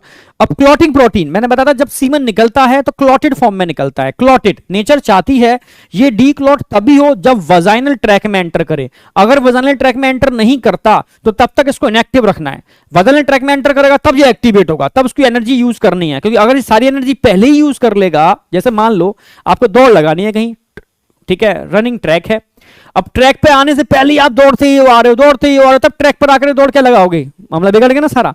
हम चाहते हैं आपको बिठा करके एसी गाड़ी में लेकर के आए बिल्कुल इनएक्टिव फॉर्म में सोते हुए, और ट्रैक पे ला करके खड़ा कर दें और आपको जगा दें, भाई अब दौड़ ले, आपकी पोटेंशियल बहुत ज्यादा होगी। वही नेचर चाहती है। तो नेचर चाहती है जब भी सीमन निकले तो क्लॉटेड फॉर्म में निकले, ठीक है। उस क्लॉटेड फॉर्म में मेंटेन करने के लिए यही फ्लूइड रिस्पॉन्सिबल होता है, ठीक है। तो क्लॉटिंग प्रोटीन फिब्रिनोजन पढ़ा चुका हूं आपको ब्लड क्लॉटिंग में, फिब्रिनोजन जो क्या काम करता है, इस फ्लूइड पूरे सीमन को क्लॉट कर देती है फिब्रिनोजन, ठीक है। पर मान लो अगर फ्लूइड वेजाइनल ट्रैक में एंटर कर गया तो वहां का मीडियम क्या होगा, एसिडिक, ठीक है। उस मीडियम में जाकर के कुछ और प्रोटीन है, ठीक है, फिब्रिनोलिसिन जो प्रोस्टेटिक फ्लूइड में होती हैं वो एक्टिवेट हो जाती हैं और वो इस क्लॉटेड प्रोटीन को डीक्लॉट करती हैं, कहती हैं भाग बेटा, ठीक है, और स्पर्म भागना चालू कर देते हैं। तो सीमन को क्लॉट करने के लिए सेमिनल फ्लूइड और सीमन को डीक्लॉट करने के लिए प्रोस्टैटिक फ्लूइड, ठीक है। तो समझ में आया, ये पूरे के पूरे सीमन को एक्टिवेट करता है, दौड़ाता है, भगाता है, ठीक है। इसमें फ्रक्टोज है, एनर्जी प्रोवाइड कराता है, प्रोस्टाग्लैंडिन भी हेल्प करता है कहीं ना कहीं, ये क्लॉट करने में हेल्प करती है क्लॉटिंग प्रोटीन, जिससे कि उसकी एनर्जी कंजर्व रहे, ठीक है। तो समझ में आया होगा तीनों पॉइंट। अब इधर और देख लो, ठीक है। सिट्रिक एसिड क्रेब्स साइकिल यानी एनर्जी प्रोवाइडर का काम करता है। प्रोटियोलिटिक एंजाइम फिब्रिनोलिसिन इस क्लॉटेड सीमन को डीक्लॉट करने का काम करते हैं। Seminal plasmin protein it is a types of antibiotic. Nature चाहती है, देखो यूरिनरी ट्रैक है, उस ट्रैक में बैक्टीरिया भी हो सकते हैं, ठीक है, इन्फेक्शन भी हो सकता है। वजाना का जो आउटर रीजन है वहां पर ही इन्फेक्टिव एजेंट हो सकते हैं, ठीक है। तो नेचर चाहती है कि सीमन जब एंटर करे ना, उसको कोई बैक्टीरिया या कोई भी पैथोजन नुकसान ना पहुंचाए, वो सीधा जाए, एक्टिवेट हो, वह को फर्टिलाइज करे। भाई नेचर का तो यही कंसेप्ट है, क्या कि संख्या बढ़े, संख्या, ठीक है। तो नेचर में यही है, एनिमल का मेन पर्पस ही है कि आना, संख्या बढ़ाना, ठीक है। बाद में संख्या ओवर हो जाएगी तो नेचर अपना रूप दिखाएगी, खत्म, फिर अगेन से साइकिल चालू होगी, ये मैकेनिज्म चलती रहेगी, ठीक है। तो सेमिनल प्लाज्मिन प्रोटीन एंटीबायोटिक होती हैं जो स्पर्म को एक तरीके से प्रोटेक्ट करते हैं बैक्टीरियल इन्फेक्शन से। और कैल्शियम और फॉस्फेट, कैल्शियम आयन क्या काम करते हैं, स्पर्म की मोटिलिटी को बढ़ाते हैं। कैल्शियम आयन का काम क्या है, कॉन्ट्रैक्टाइल कैपेसिटी को बढ़ाना, ठीक है। तो ये तेजी से स्पर्म की मोटिलिटी को बढ़ाते हैं जिससे कि स्पर्म तेजी से दौड़ पाए। यानी टोटली कहा जाए तो पूरा फ्लूइड स्पर्म को एक्टिवेट कर रहा है, ठीक है। पूरे का काम क्या है, एक्टिवेशन ऑफ स्पर्म। अगर मैं पूरे फ्लूइड की बात करता हूं तो पूरा फ्लूइड इनडायरेक्टली क्या कर रहा है, स्पर्म को एक्टिवेट कर रहा है, activation, activation of sperm. Sperm को एक्टिवेट करने का सारा फ्लूइड है। तो अब याद रखना होगा आपको, बस याद उतना याद रखना है भाई, सेमिनल फ्लूइड के अंदर तो एक तो फ्रक्टोज है वो आपको याद रहेगी, ठीक है। क्लॉटिंग प्रोटीन है वो आपको याद रहेगी, क्लॉटिंग प्रोटीन फिब्रिनोजन, फिब्रिनोलिसिन आ गया, लिसिन मतलब तोड़ना, तोड़ने वाली, ठीक है। इसके अलावा अगर हम बात करते हैं यहाँ पर प्रोस्टाग्लैंडिन हार्मोन है, लोकल हार्मोन, ये यहाँ होते हैं। बस रिमेनिंग सारा कहाँ होगा, आप बोलोगे प्रोस्टैटिक फ्लूइड में। कैल्शियम फॉस्फेट मैक्सिमम इधर ही होते हैं, ठीक है। और एंटीबायोटिक इधर ही होती है, ठीक है, और अगर फिब्रिनोलिसिन की बात करते हैं तो भी इधर ही होते हैं, सिट्रिक एसिड इधर ही होता है, ये सब मिलकर के स्पर्म को एक्टिवेट करते हैं। तो याद हो गया होगा मुझे लगता है, ठीक है। समझाना मेरा पर्पस नहीं है, याद कराना मेरा पर्पस है कि दिमाग में सेट हो जाए, ठीक है। पहले भी याद था तो एक बार रिवीजन हो जाएगा, और कुछ नहीं है, ठीक है। जो कंपाइल करके लिखा है इससे आपको याद रहेगा लॉन्ग टाइम तक। अब काउपर्स ग्लैंड की बात करते हैं तो इसमें कुछ भी नहीं है, काउपर्स ग्लैंड, ठीक है। ये क्या काम करते हैं, इट इज ऑल्सो कॉल्ड, ठीक है, बल्बो यूरेथ्रल ग्लैंड। ये पेनिस की टिप को लुब्रिकेट करते हैं, ठीक है, बिफोर इंटरकोर्स से पहले। और एक काम और करते हैं भाई, यूरिन जैसे पास हुआ है अगर यूरेथ्रा से, तो उस वाले पार्ट्स जब सीमन निकलेंगे तो मारे जाएंगे। यूरिन की वजह से मीडियम कैसा होगा, एसिडिक। तो ये क्या करते हैं, धीरे धीरे सीमन के निकलने से पहले धीरे धीरे निकलते रहते हैं, ठीक है। मतलब सीमन निकल रहा है, मतलब उससे पहले इनका निकलना स्टार्ट हो जाता है, ठीक है। ये क्या करते हैं, पूरी यूरेथ्रा के मीडियम को अल्कलाइन करते हैं, क्योंकि अल्कलाइन होते हैं, ठीक है। और पेनिस की टिप को लुब्रिकेट करते हैं जिससे इंटरकोर आसानी से हो पाए, ठीक है। तो समझ में आएगा, वन पेयर होते हैं, साइज कैसा होगा, like piece. During sexual arousal these secrete an alkaline fluid, कहां पर, यूरेथ्रा में, जो स्पर्म के लिए एक तरीके से न्यूट्रल कर देगा वहां की एसिडिटी को, ठीक है। और क्या काम करेगा, ये म्यूकस सीक्रेट करते हैं जो लुब्रिकेट करते हैं एंड ऑफ द पेनिस। बस दो बातें याद रखो, यूरेथ्रा को एल्कलाइन करते हैं और पेनिस की टिप को लुब्रिकेट करते हैं, और कुछ नहीं है। बहुत कम अमाउंट में, इसको काउंटेबल नहीं बोलते हैं, नेग्लिजिबल बोलते हैं, तो ये नहीं कह सकते इतना परसेंट बना रहा है, ठीक है। तो ये समझ में आ गया। तो यहां तक का काम तो फिनिश आपका, यहां तक कोई डाउट हो तो बताओ। ये मेल वाला पार्ट एकदम फिनिश होता है, बस ये जनरल पॉइंट्स हैं। जैसे सीमन क्या होता है भाई, plasma, sperm plus seminal plasma देख रखा है यहां पर, स्पर्म प्लस सेमिनल प्लाज्मा को मिलाकर के हम सीमन बोलते हैं। टोटल सीमन की पीएच कैसी होगी, एल्कलाइन, क्योंकि सीमन को बनाने वाला जो मैक्सिमम फ्लूइड है वो क्या है, सेमिनल वेसिकल, वो एल्कलाइन होता है, ठीक है, ठीक है। दूसरा ध्यान रखना है, वॉल्यूम ऑफ सीमन, भाई एक बार में कितना सीमन निकलना चाहिए, वॉल्यूम कितना होना चाहिए, 2.5 से लेकर के 5 ml, इतना सीमन अगर निकल रहा है तो वो इंसान फर्टाइल है। इतना भी नहीं, इसमें एक चीज और देखने पड़ती है, इतना निकलने के बाद भी नॉर्मल फर्टिलाइजेशन नहीं हो रहा, ठीक है, बेबी कंसीव नहीं कर पा रहे वो कपल, मान लो, ठीक है, सीमन कंटेंट ठीक है 2.5 से, ठीक है, 2.5 से लेकर के 5 ml सीमन कंटेंट है। फिर आपको क्या कराना पड़ेगा, स्पर्म काउंट कराना पड़ेगा। यार सीमन निकल रहा है फिर भी बेबी प्रोड्यूस नहीं हो रहा, मतलब फर्टिलाइजेशन नहीं हो रहा, स्पर्म काउंट कराते हैं, डॉक्टर का स्पर्म काउंट करा के आओ। फिर देखेंगे क्या आपके सीमन में, ठीक है, 2 से लेकर के 200 से लेकर के 300 मिलियन स्पर्म है, ठीक है, ये बहुत जरूरी है। तो वॉल्यूम ऑफ सीमन कितना होना चाहिए, लगभग 2.5 से लेकर के 5 ml, जिसमें कितने स्पर्म होने चाहिए, 200 से 3 मिलियन स्पर्म, इतने स्पर्म होने चाहिए, ठीक है। स्पर्म काउंट से आइडेंटिटी तभी लगता है कि मानो सीमन तो पूरा है पर स्पर्म नहीं है उसके अंदर उतने, ठीक है, तो वो इनफर्टाइल में कन्वर्ट होगा। कई बच्चे कंफ्यूज होते हैं, सर स्टेराइल और इनफर्टाइल में अंतर क्या होता है, मैं बताता हूं बेटा। इनफर्टिलिटी किसी भी एज पर हो सकती है, रिवर्सिबल होती है, ठीक है। डिफरेंट टाइप के जो फैक्टर्स होते हैं, जैसे एटमॉस्फेरिक पॉल्यूटेंट जितने भी हो, या आपका खाना पीना, या आपका लाइफ स्टाइल, वो इनफर्टिलिटी को लीड करता है। पर आपने इनफर्टिलिटी को निग्लेक्ट कर दिया क्योंकि रिवर्सिबल है, ठीक है। आप दोबारा से अच्छी चीजें खाना चालू कर दोगे, ठीक है, जिंक कंटेनिंग डाइट लेना चालू कर दोगे आप, ठीक है, प्रोटीन कंटेनिंग डाइट लेना चालू कर दोगे आप, ठीक है। आपके लेवल, मतलब बॉडी के अंदर टेस्टोस्टेरोन लेवल बढ़िया से मेंटेन होना चालू हो जाएगा, ठीक है। आप थाइज मसल्स की एक्सरसाइज करना चालू कर दोगे। तो ये सब चीजें क्या करती है, कहीं ना कहीं, ठीक है, इनके नंबर को बढ़ाती हैं। टेस्ट कह सकते हो स्पर्म के नंबर को बढ़ाने का काम करती है। स्पर्मेटोजेनेसिस प्रॉपर परफेक्टली चल रही है, डेड इमैच्योर स्पर्म कम है, ठीक है। फिर ये भी देखते हैं कि वाइटल स्पर्म कितने हैं, क्योंकि स्पर्म तो अगर पूरे हैं उसमें फिर 3rd नंबर पे आता है, फिर भी अगर स्पर्म पूरे हैं और अगर फर्टिलाइजेशन नहीं हो रहा, फिर 3rd टेस्ट होगा वाइटल स्पर्म, ठीक है, की काउंट, क्योंकि स्पर्म में हो सकता है डेड स्पर्म ज्यादा हो, इमैच्योर स्पर्म ज्यादा हो, तो भी बेकार है। फिर वाइटल स्पर्म, ठीक है। फिर 4th नंबर पर देखते हैं कि फीमेल के ट्रैक की पीएच कितनी है, क्या पीएच बहुत ज्यादा है, ठीक है, जिसकी वजह से मैक्सिमम स्पर्म की डेथ हो रही है, तो ये भी काउंट हो सकता, मतलब कारण हो सकता है। तो बहुत सारे कारण है इनफर्टिलिटी के, जो मैं अगले चैप्टर में पढ़ाने वाला हूं, ठीक है। इनफर्टिलिटी उसमें पूरा टॉपिक ही है, हाँ, उसमें ह्यूमन रिप्रोडक्टिव हेल्थ में एक इनफर्टिलिटी पूरा ही टॉपिक है, उसके लिए बताएंगे क्या क्या चीजें हैं, कौन कौन सी चीजें इनफर्टिलिटी को लीड करती हैं। तो इनफर्टिलिटी रिवर्सिबल होती है पर स्टेरिलिटी इरिवर्सिबल होती है। एक बार स्टेरिलिटी हो गई खेल खत्म, ठीक है। हाँ, इनफर्टिलिटी है, आप ट्रीट कराओगे, खाओगे पियोगे, एक्सरसाइज करोगे, अगेन से मेंटेन हो जाएगी, ठीक है। आज की केस में इसके केस बढ़ रहे हैं क्योंकि न्यू जनरेशन अल्कोहल एडिक्ट हो रही है, न्यू जनरेशन ड्रग एडिक्ट हो रही है, और समझ रहे हो टोबैको, ये सब चीजें कहीं ना कहीं इनफर्टिलिटी को लीड करती हैं, ठीक है। चलो आगे बढ़ते हैं।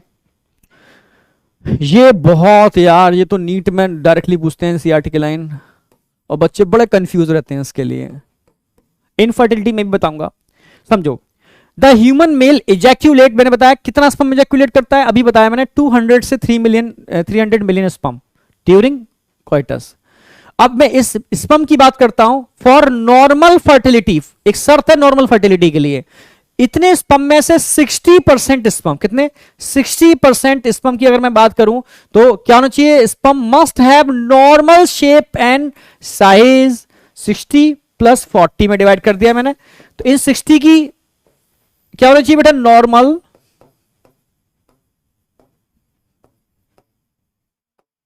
Shape and size. भाई शेप एंड साइज इनका नॉर्मल होना चाहिए कम से कम, तभी मतलब कम से कम बात चल रही है। मिनिमम आपके इजैक्यूलेशन में जो भी सीमन स्पम्स हैं बेटा 200 से 300 मिलियन स्पम, उनमें 60% कम से कम बोल रहा हूं, इससे ज्यादा हो तो अच्छी बात है, पर इससे कम होगा तो फर्टिलाइजेशन नहीं होगा। कम से कम 60% जो स्पम है उनकी नॉर्मल शेप एंड साइज होनी चाहिए। और इन 60 में से भी, इस 40 की बात नहीं कर रहे हैं, इस पर भूल जाओ, बच्चे इसको समझ लेते हैं। इन 60 में से भी अगर मैं 40% की बात करता हूं, 60 में से भी 40% विग्रस मोटिलिटी, विग्रस मोटिलिटी, ठीक है, समझाता हूं।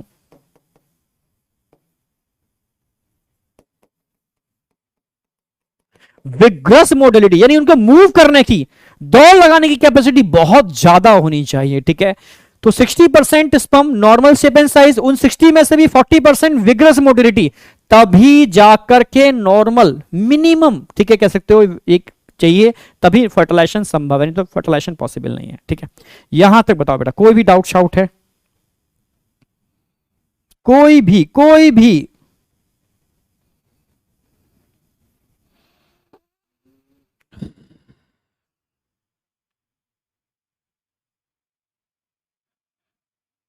एकदम सेट हो गया, बहुत बढ़िया, no doubt, all set in brain.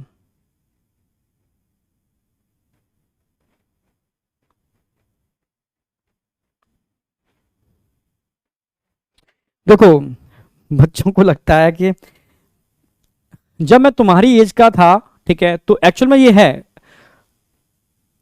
हम जिस एज पर आ चुके हैं, आप जिस एज पर आ चुके हो, आप नेक्स्ट ईयर मेडिकल कॉलेज में एंटर करने वाले हो, ठीक है, तभी तो मैं कहता हूं कि नेचर सिर्फ उन्हीं लोगों को आगे बढ़ने का मौका देती है जो मेंटली अंदर से गंदे नहीं है, ठीक है।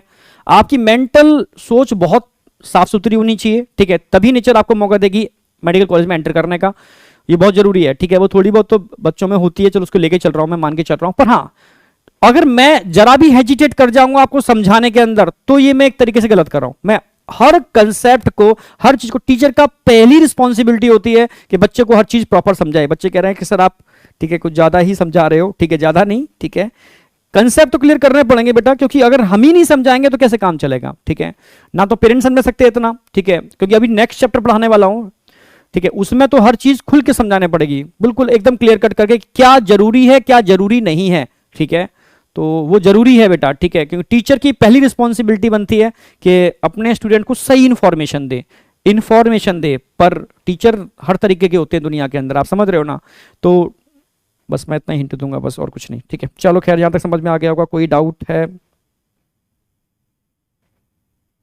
हाँ बेटा, फीमेल ट्रैक में एसिडिक मीडियम होता है, नो डाउट, ठीक है।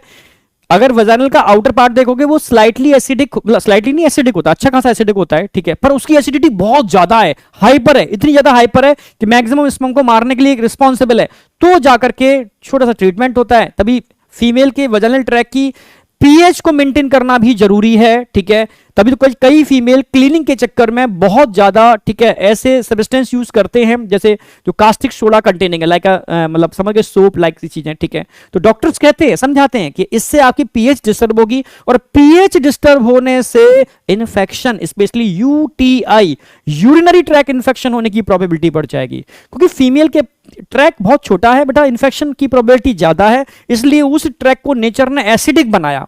अब सोचो एसिड कहां से आया भाई, स्टमक में तो एसिड HCl बन रहा है, उससे आ रहा है, ठीक है। पीएच कितनी है स्टमक की, वही 2 to 3, उस एसिड में आप हड्डियां भी डाल दोगे गल जाएंगी आपकी।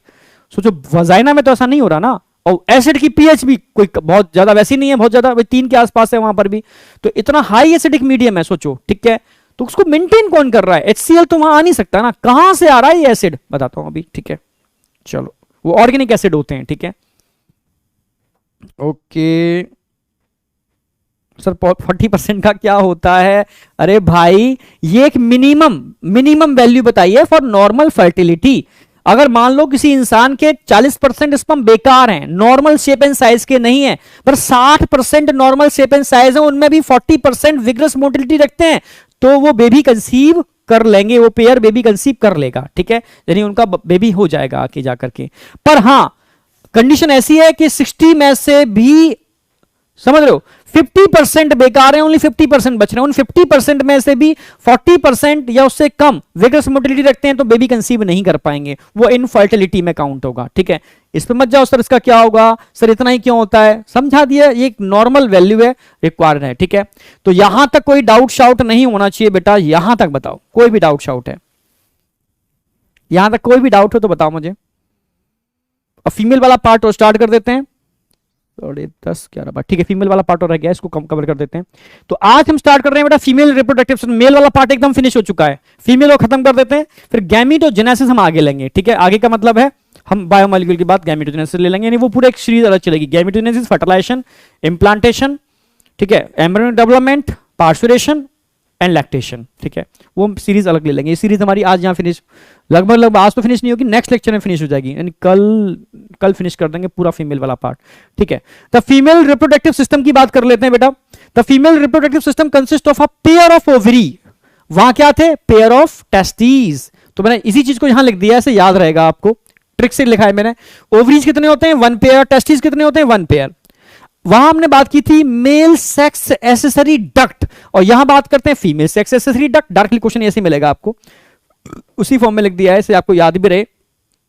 तो फीमेल सेक्स एसेसरी डक्ट में क्या कहेंगे, fallopian tube, it is also called ओवी डक्ट, यूटरस, इसको हिस्ट्रा वूम भी बोलते हैं, सर्विक्स एंड वजाइना। वैसे सर्विक्स यूटरस का ही पार्ट है, ठीक है, बट एनसीईआरटी ये सब लोग अलग अलग लिखते हैं, तो हमने भी लिख दिया, कोई दिक्कत नहीं है, ठीक है। सर्विक्स लोअर पार्ट होता है यूटरस का, ठीक है, जो उसमें एक स्फिंक्टर होता है, strongest sphincter of upper body, ठीक है, जो सर्विक्स को क्लोज करने के लिए रिस्पॉन्सिबल होता है, ठीक है, बट हमने अलग लिख दिया क्योंकि एनसीईआरटी में लिखा हुआ। और वजाइना, ये पूरा का पूरा मिला के क्या बनाता है, ductus system in female.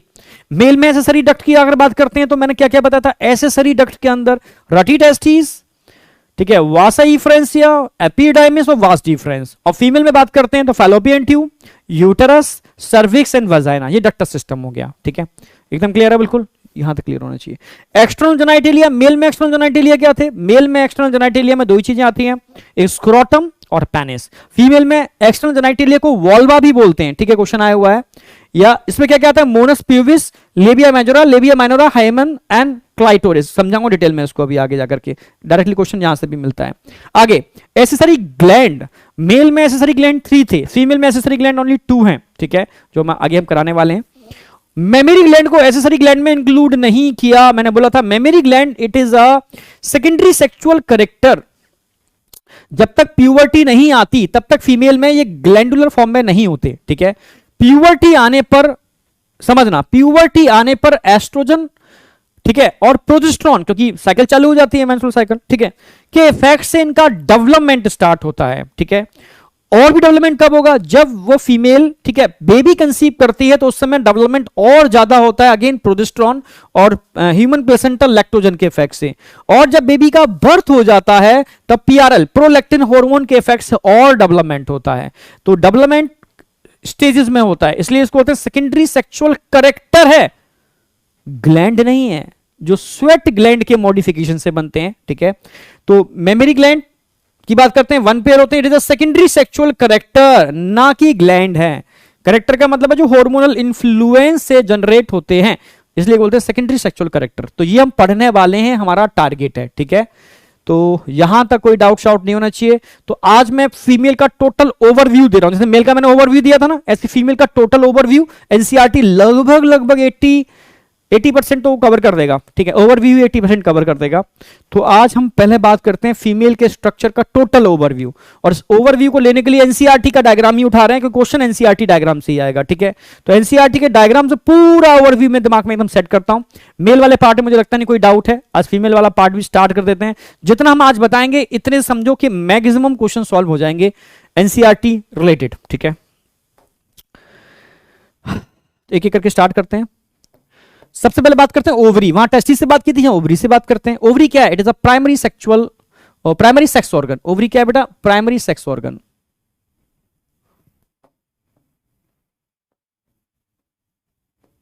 Primary sex organ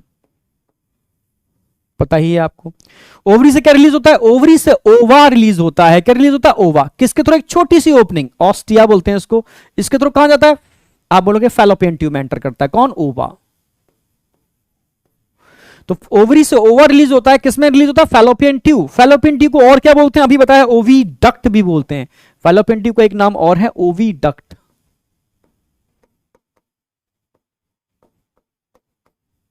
ओवी डक्ट भी बोल सकते हो, फैलोपियन ट्यूब भी बोल सकते हो। आप फैलोपियन ट्यूब पे क्वेश्चन आते हैं, कितने पार्ट होते हैं फैलोपियन ट्यूब के? फैलोपियन ट्यूब के पार्ट की बात करते हैं तो हम स्टार्ट करते हैं fimbriae, finger like projection. Finger like ऐसे स्ट्रक्चर होते हैं, फिम्ब्रे बोलते हैं, जो ओवा को कलेक्ट करने का काम करते हैं। ओवा को कलेक्ट करने का काम करते हैं फिम्ब्रे, ठीक है। तो फिम्ब्रे होते हैं बेटा, फिंगर लाइक प्रोजेक्शन है, ठीक है। अंदर ऑस्टिया होता है, ओपनिंग दिख रही है, इसको ऑस्टिया बोलते हैं।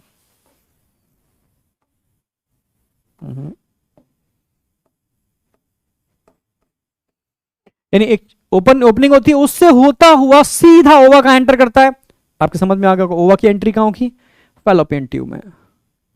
अब ओवा के पास टेल तो है नहीं, तो ओवा आगे कैसे बढ़ेगा? तो ओवा को आगे लेके जाने के लिए पूरी फैलोपियन ट्यूब इंटरनल किससे लाइंड होती है? फैलोपियन ट्यूब की इंटरनल लाइनिंग देखोगे तो simple ciliated columnar, simple ciliated columnar epithelial tissue से इंटरनल लाइंड होती है। सिंपल सिलिएटेड कॉल्यूमनार, ठीक है। क्योंकि सबसे पहले ये ओवा को एम्पुलरी रीजन में लेके जाती है। कहां लेके जाती है? एम्पुलरी। पहले देखो, ओस्टिया से जो पहला पार्ट होगा उसको इन्फंडिबुलम बोलेंगे।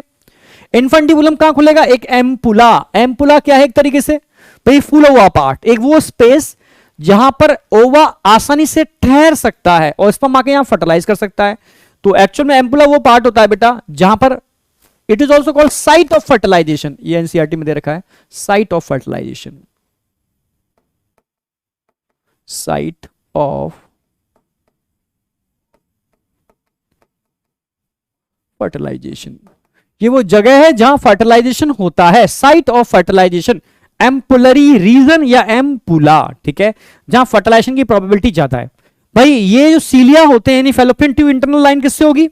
Ciliated, simple ciliated columnar epithelial tissue.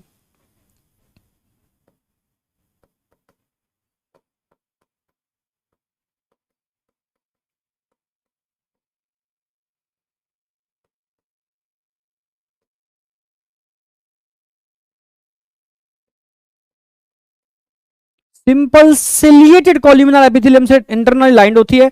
और सिंपल सिलिएटेड कॉल्यूमिनार जो एपिथेलियम है बेटा, वो उसका मेन पर्पस क्या है? इस ओवा को आगे एम्पुलरी रीजन में लेकर के जाना। क्योंकि एम्पुलरी रीजन में जब ओवा पहुंचता है तो ये वो जगह है जहां आसानी से फर्टिलाइजेशन हो सकता है। यहां रुक जाता है, थोड़ा फूला हुआ पार्ट होता है, थोड़ा ठहरता है, रुकता है। तो दो बातें ध्यान रखनी है, फैलोपियन ट्यूब को हम ओवी डक्ट भी बोलते हैं, फैलोपियन ट्यूब को हम ओवी डक्ट भी बोलते हैं, जो अंदर से लाइंड होती है simple ciliated columnar epithelial tissue से इंटरनल लाइंड होती है, ठीक है। ऑस्टिया वो ओपनिंग होती है जहां से ओवा एंटर करता है, ठीक है। फिम्ब्री इस ओवा को कलेक्ट करने का काम करते हैं। अगर मैं फैलोपियन ट्यूब के इनिशियल पार्ट की बात करता हूं, पहला जो पार्ट होता है उसको इनफंडिबुलम बोलते हैं, फिर एम्पुला, एम्पुला में जाकर के क्या होता है? Fertilisation. So it is called site of fertilisation. ये एनसीईआरटी में भी दे रखा है, खोले बैठे हो गए एनसीईआरटी, तो वहां दे रखा है साइट ऑफ फर्टिलाइजेशन क्या है। साइट ऑफ फर्टिलाइजेशन की जब भी बात आएगी आप बोलोगे एम्पुलरी रीजन या एम्पुला। बेसिक कंसेप्ट क्या है? क्योंकि थोड़ा फूला हुआ पार्ट होता है, थोड़ा सा जहां रुक जाता है और इसी इजीली स्पर्म से बाइंड होकर फर्टिलाइज करने में कैपेबल होते हैं, ठीक है। Isthmus it is a posterior part, dorsal या दूर वाला पोस्टीरियर पार्ट है, या इंटीरियर पोस्टीरियर करके भी पूछ लेते हैं। तो ये तो हो गया पोस्टीरियर। ये एम जो फिम्बरे हो गए कहां होते हैं? एंटीरियर पार्ट पर। एंटीरियर फैलोपियन ट्यूब का क्वेश्चन पूछ लेते हैं, एंटीरियर पार्ट कौन सा है, पोस्टीरियर कौन सा है? आगे ये एंटीरियर, जो ओवरी से टच है वो एंटीरियर है, जो यूट्रस से टच है वो पोस्टीरियर है। तो isthmus it is the terminal part of fallopian tube. तो मेन तो फैलोपियन ट्यूब के 3 पार्ट हैं, ठीक है। एक नंबर 1 ये मान सकते हो इसको, नंबर 2 मान सकते हो इसको, नंबर 3 मान सकते हो इस्थमस को, ठीक है। इनफंडिबुलम का जो फिंगर लाइक प्रोजेक्शंस है फिम्ब्रे, अंदर जो ओपनिंग है उसको ऑस्टिया बोलते हैं। तो ये तो फैलोपियन ट्यूब हो गई बेटा। फैलोपियन ट्यूब पे इतने ही क्वेश्चन बनते हैं, ठीक है, इतने ही क्वेश्चन बनते हैं अगर आप देखोगे प्रीवियस ईयर क्वेश्चन लगा करके, इससे तो क्वेश्चन है नहीं। इंटरनल एपिथेलियल टिश्यू कौन से होते हैं? Simple, ciliated, columnar. किस रीजन में फर्टिलाइजेशन होता है? एम्पुलरी रीजन में फर्टिलाइजेशन होता है, ठीक है। दूसरा क्वेश्चन आएगा, फिम्ब्रे का काम क्या है? ओवा को कलेक्ट करना। ऑस्टिया इज द ओपनिंग जहां से ओवा एंटर करता है, ठीक है। जिसका एंटीरियर पार्ट पोस्टीरियर या, ठीक है, एंटीरियर फिम्ब्रे वाला पार्ट हो गया, पीछे वाला जो स्थमस है वो उसका पोस्टीरियर पार्ट हो गया। कितने पार्ट में डिवाइड कर सकते हो? 3 पार्ट में, इन्फेंटिबुलम, एम्पुला, स्थमस। स्थमस वो पार्ट होता है जो यूट्रस से कनेक्टेड होता है। बस सारे पॉइंट हो गए। फैलोपियन ट्यूब, ओविडक्ट में इतने ही क्वेश्चन बनते हैं। कंप्लीट हो गया। यहां तक कोई डाउट शाउट है? साइट ऑफ फर्टिलाइजेशन मैंने बता दिया। अब बात करते हैं यूटरस। अब बात करते हैं यूटरस। ये पूरा यूटरस है जहां पर इम्प्लांटेशन होता है, ठीक है, यूटरस। इसको भी 3 पार्ट में डिवाइड कर सकते हो। जो डॉम शेप पार्ट दिख रहा है ना ऊपर, डॉम शेप पार्ट, इसको फंडस बोलते हैं, ऊपर उठा हुआ फंडस। लेटरल साइड में दिख रहा है, इसको बॉडी बोलते हैं। लेटरल साइड वाले पार्ट को क्या बोलते हैं? बॉडी। और जो नीचे पार्ट दिख रहा है इसको सर्विक्स बोलते हैं। सर्विक्स इसका लोअर पार्ट होता है। तो यूटरस को 3 पार्ट में डिवाइड कर सकते हो, बॉडी, सर्विक्स और फंडस। 3 पार्ट में डिवाइड कर सकते हैं यूट्रस को। तो नंबर 1 पार्ट क्या हो गया? नंबर 1 जो उठा हुआ पार्ट है यूट्रस, जो बीच वाला पूरा पार्ट हो गया बॉडी, और जो नीचे वाला पार्ट दिख रहा है नंबर 3 सर्विक्स। 3 पार्ट में आप यूट्रस को डिवाइड कर सकते हो। अब क्वेश्चन आता है यूट्राइन वॉल के ऊपर। सबसे ज्यादा क्वेश्चन यूट्राइन वॉल पर आता है और एनसीईआरटी ने इसी को डिटेल में एक्सप्लेन दे रखा है, इसका एक्सप्लेनेशन। तो यूट्रस को हम बोलते क्या है? ठीक है, आप बोलोगे यूट्रस को हिस्ट्रा बोल सकते हो, यूट्रस को वूम बोल सकते हो, ठीक है। अब लिख लेते हैं, चलो यूट्रस को क्या क्या बोल सकते हैं। और यूट्रस का मेन वो है, इट इज अ साइट जहां पर इम्प्लांटेशन होता है, बेबी एम्ब्रियोनिक डेवलपमेंट होता है, यूट्रस में ही होता है, ठीक है। तो यूट्रस बोल सकते हो, ठीक है, वूम बोल सकते हो, और इसको साथ साथ में हिस्ट्रा, हिस्ट्रा पे क्वेश्चन भी आया है। यूट्रस बोलो या वूम बोल दो बेटा, या हिस्ट्रा। हिस्ट्रा क्वेश्चन, हिस्ट्रा बनता है, हिस्ट्रा। तो यूट्रस में जो लेयर्स की बात कर रहे हैं, ठीक है, लेयर्स ऑफ यूट्रस या covering of wall of uterus, तो वॉल ऑफ यूट्रस की बात कर लेते हैं।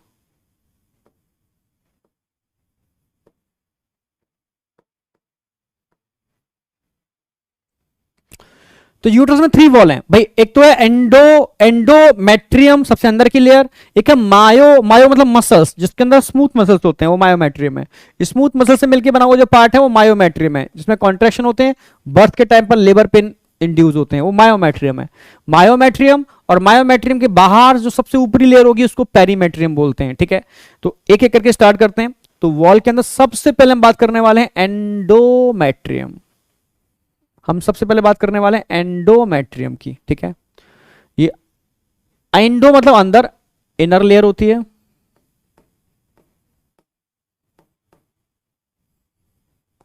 इनर लेयर है, हाईली ग्लैंडुलर होती है और वैस्कुलर होती है। क्योंकि ये ग्लैंडुलर इसलिए है क्योंकि कुछ रिलीज करती है, यूट्राइन मिल्क रिलीज करती है, जो आगे बताऊंगा मैं, ठीक है। ग्लैंडुलर होती है,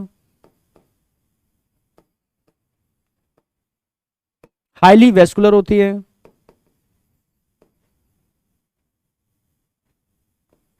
हाईली वैस्कुलर।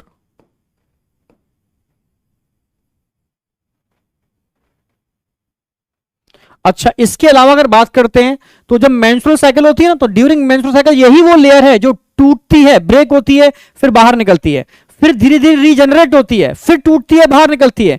यानी कह सकते हो जितने भी साइक्लिक चेंजेस होते हैं ड्यूरिंग मेंस्ट्रुअल साइकिल वो इसी लेयर में होते हैं। एनसीईआरटी में दे भी रखा है इस लाइन को, उस पर क्वेश्चन भी आता है, वो कौन सी लेयर है जिसमें क्या होते हैं बेटा, ठीक है। कह सकते हो साइक्लिक चेंजेस होते हैं, ठीक है, कह सकते हो ड्यूरिंग मेंस्ट्रुअल साइकिल, आप समझ रहे हो। तो ये एंडोमेट्रियम ही होती है, अंदर की सबसे लेयर, ठीक है। तो इनर लेयर हो गई, ग्लैंडुलर हो गई, हाईली वेस्कुलर हो गई। इसी कलर को लेते हैं।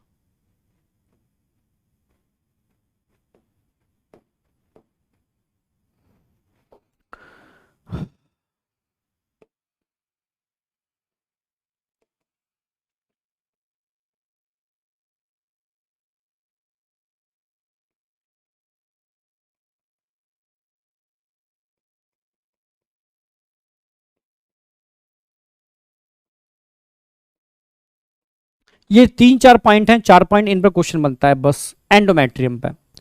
अब एंडोमेट्रियम की बात कर लेते हैं, मायोमेट्रियम की कर लेते हैं। चलो, मायो मतलब कॉन्ट्रैक्शन। जब भी मायोमेट्रियम की बात आएगी तो हम बात करते हैं कॉन्ट्रैक्शन की, ठीक है। मिडिल लेयर है मायोमेट्रियम, क्या है, मिडिल लेयर है।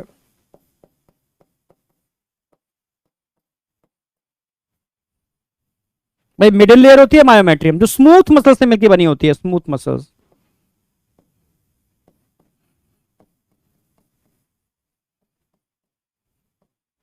मिडिल लेयर है, स्मूथ मसल्स के मिलने से बनती है मायोमेट्रियम, दूसरी बात। और तीसरी ध्यान रखनी है मायोमेट्रियम के लिए, यही वही लेयर है बेटा जो बेबी के बर्थ के लिए, कॉन्ट्रैक्शन के लिए, स्ट्रॉन्ग कॉन्ट्रैक्शन के लिए रिस्पॉन्सिबल होती है।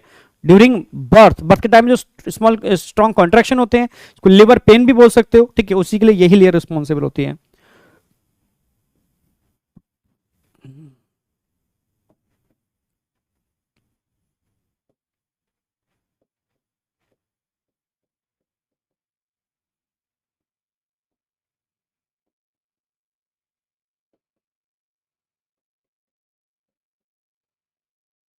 चलो अब बात आती है पेरीमेट्रियम। पेरी मतलब आउटर लेयर, ठीक है, peri outer layer, perimetrium outer layer है।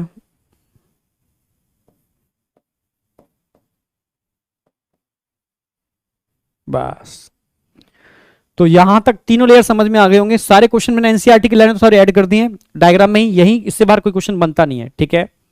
तो मिडिल लेयर समझ में आ गई आपको, स्ट्रॉन्ग कॉन्ट्रैक्शन के लिए रिस्पॉन्सिबल है, स्मूथ मसल से मिलने से बनती है, ठीक है, ड्यूरिंग डिलीवरी या ड्यूरिंग बर्थ, ठीक है। तो ये क्लियर हो गया, तीनों लेयर क्लियर हो गई, यूट्रस के तीनों पार्ट समझ में आ गए, ठीक है। अब बात करते हैं लोअर पार्ट पर आते हैं, किस पर, सर्विक्स पर आते हैं। अगर सर्विक्स की बात करते हैं, अच्छा एक डायग्राम इसको कंप्लीट भी कर देते हैं थोड़ा सा, ये ले लेते हैं कलर।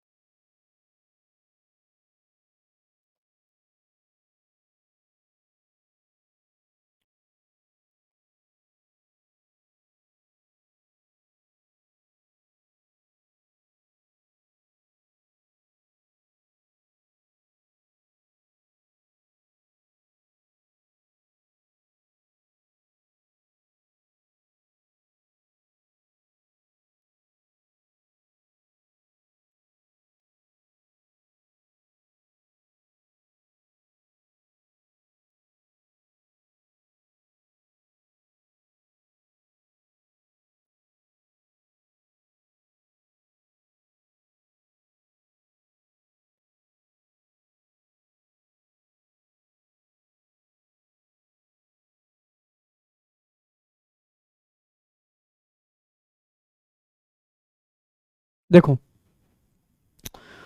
यहां तक क्लियर है, ये हमने पूरा वजाना को पूरा बना दिया। वजाना की लेंथ की बात करते हैं, लगभग 8 to 10 सेंटीमीटर वजाना की लेंथ होती है, ठीक है। दूसरी बात, वजाना और सर्विकल कैनाल को जोड़ दिया जाए, यानी बेबी यहां यूट्रस में क्या होगा, बेबी होगा, बेबी कहां से बात पास करेगा, यहां से पास करेगा ना, तो ये वो कैनाल हो गई जहां से बेबी पास होता है, इसको बर्थ कैनाल बोलते हैं। क्वेश्चन आता है कि बर्थ कैनाल का फॉर्मेशन किस किस के मिलने से होता है? सर्विकल कैनाल और वजाइनल कैनाल के मिलने से बर्थ कैनाल बनती है। वजाना अंदर से छोटे छोटे उसमें प्रोजेक्शंस होते हैं वजाना के अंदर, ठीक है, इनको रूगे बोलते हैं। वजाइनल रूगे एक तरीके से रफ सरफेस जनरेट करते हैं जो ग्लैंड स्पाइनस को एक्साइटेड करता है इजैक्यूलेशन के लिए, जिससे कि प्रॉपर इजैक्यूलेशन हो पाए। वजाइना की जो समझो कि ओपनिंग होती है, उसको कवर करने के लिए एक हाइमन होती है, परफोरेटेड एक लेयर होती है जो हाईली वेस्कुलर होती है, परफोरेटेड होती है, ठीक है, जो वजाना की ओपनिंग को कवर करती है, उसको हम क्या बोलते हैं? हाइमन। इसका होना या ना होना वर्जिनिटी को डिसाइड नहीं करता। एनसीईआरटी में पूरा पैरा दे रखा है जो मैं बता भी दूंगा, क्योंकि इसका ब्रेक डाउन नॉर्मली आप कह सकते हो हॉर्स राइडिंग, रनिंग या गेम्स में पार्टिसिपेट करने वाले जो भी गर्ल्स होते हैं उनमें ऑटोमेटिकली ब्रेक हो जाती है, ठीक है। तो इसका होना, और कई केस ऐसे भी हैं कि इंटरकोर करने के बाद भी ब्रेक नहीं होती, इसलिए इसका होना या ना होना वर्जिनिटी को डिसाइड नहीं करता। अब वजाना की पीएच कैसी होती है? एसिडिक होती है। कौन रिस्पॉन्सिबल है इस एसिडिक पीएच के लिए? ऑर्गेनिक एसिड, ठीक है, इनऑर्गेनिक एसिड नहीं, ऑर्गेनिक एसिड, ठीक है। अब ऑर्गेनिक एसिड कहां से बनते हैं? लैक्टोबैसिलस बैक्टीरिया होते हैं इसके अंदर, जो इसमें जो भाई बजाना म्यूकस तो होता ही है, तो कॉल्यूमिनर एपिथेलियल टिश्यू होते हैं। तो म्यूकस अगर है तो म्यूकस की वजह से क्या होगा? म्यूकस की वजह से म्यूकस का फर्मेंटेशन होगा, फर्मेंटेशन होगा तो ऑर्गेनिक एसिड बनेंगे जो उसकी पीएच को एसिडिक मेंटेन करके रखेंगे, जो बहुत इंपॉर्टेंट है वजाना की पीएच को मेंटेन करना यूटीआई को प्रोटेक्ट, मतलब यूटीआई से प्रोटेक्शन के लिए। तो ये सारे मैंने लगभग एनसीईआरटी के सारे पॉइंट ऐड कर दिए हैं। एनसीईआरटी पूरी लगभग कवर है, 80%, 20% वाला पार्ट है वो बता दूंगा। एनसीईआरटी का डायग्राम भी कवर कर लिया हमने, ठीक है। फैलोपियन ट्यूब हमारी क्लियर हो गई, यूट्रस हमारा क्लियर हो गया, ठीक है। फंडस ऊपर वाला पार्ट होता है, अक्सर कर मतलब इम्प्लांटेशन यहीं पर ही होता है बेबी का, मैक्सिमम केस में फंडस वाले पार्ट में, साइड में भी हो जाएगा पर मैक्सिमम केस में फंडस वाले पार्ट में। 3 लेयर हो गए, एंडो, मायो, पेरी, इन पे क्वेश्चन बनते हैं। वजाना की बात करते हैं तो वजाना और सर्विकल कैनाल के मिलने से बर्थ कैनाल बनती है। वजाना की लेंथ 8 to 10 सेंटीमीटर होती है। पीएच एसिडिक होती है। क्यों होती है? क्योंकि अंदर लैक्टोबैसिलस, ठीक है, बैक्टीरिया होता है जो क्या करता है? Fermentation of mucus, organic acid बनते हैं जो उसकी पीएच को मेंटेन करने के लिए रिस्पॉन्सिबल हैं। वजाइनल रूगे रफ सरफेस बनाते हैं, और वजाइनल ओरिफाई को कवर करने के लिए hymen, it is a perforated layer. ये कंप्लीट हो जाता है फीमेल जेनाइटल ट्रैक। यहां तक बताओ कोई भी डाउट है? कुछ भी डाउट है बेटा? कुछ भी? हाँ बेटा, ये कल मैं पूरे डिटेल में लिखाऊंगा, मतलब अभी तो मैंने पॉइंट्स लिखे हैं कि इन्वर्टेड पियर शेप, अगर नाशपाती को उल्टा कर दोगे तो नीचे से थोड़ा नैरो होगा, ऊपर से ब्रॉड होगा, ठीक है, ऐसा यूट्रस होता है। इन्वर्टेड पियर शेप यूट्रस होता है। ये कल हम डिटेल वाले उसमें पॉइंट्स में ऐड कर देंगे, सारा ऐड किया हुआ है।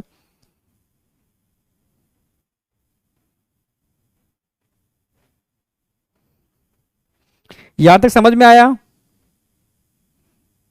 बच्चा पूछा सर मेल में वर्जिनिटी कैसे जांच करते हैं, यही तो समस्या है। मेल में वर्जिनिटी जांच करने का कोई कंसेप्ट ही नहीं है। फीमेल में हाइमन का ना होना लोग इसको मान लेते हैं, पर अब मेडिकल साइंस साफ साफ कहती है कि इसका होना ना होना वर्जिनिटी को डिसाइड नहीं करता। No doubt, no doubt.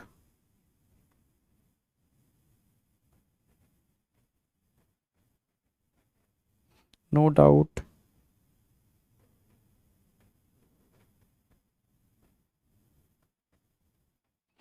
ठीक है, आज हमारी क्लास फिनिश हो रही है बेटा, फिनिश है। कुछ क्वेश्चंस हैं, एक बार देख लो, फटाफट फिनिश करते हैं। नो डाउट, यहां तक क्लियर है आपको? ये मैंने बता दिया, फीमेल सेक्स एसेसरी डक्ट बहुत क्वेश्चन पूछा जाता है।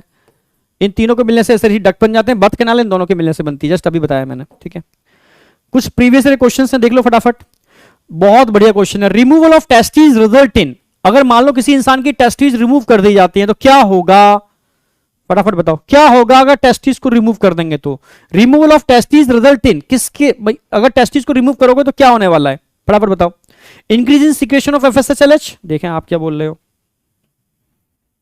अगर टेस्टिस को रिमूव करेंगे तो क्या होगा बेटा? फटाफट बताओ, तेजी से तेजी से।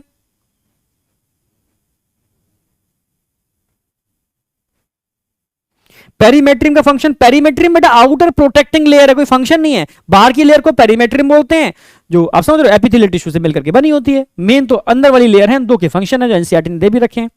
ओके सर बेटा, ओके ओके ओके, क्या बोल रहे हो? थर्ड बोल रहे हो?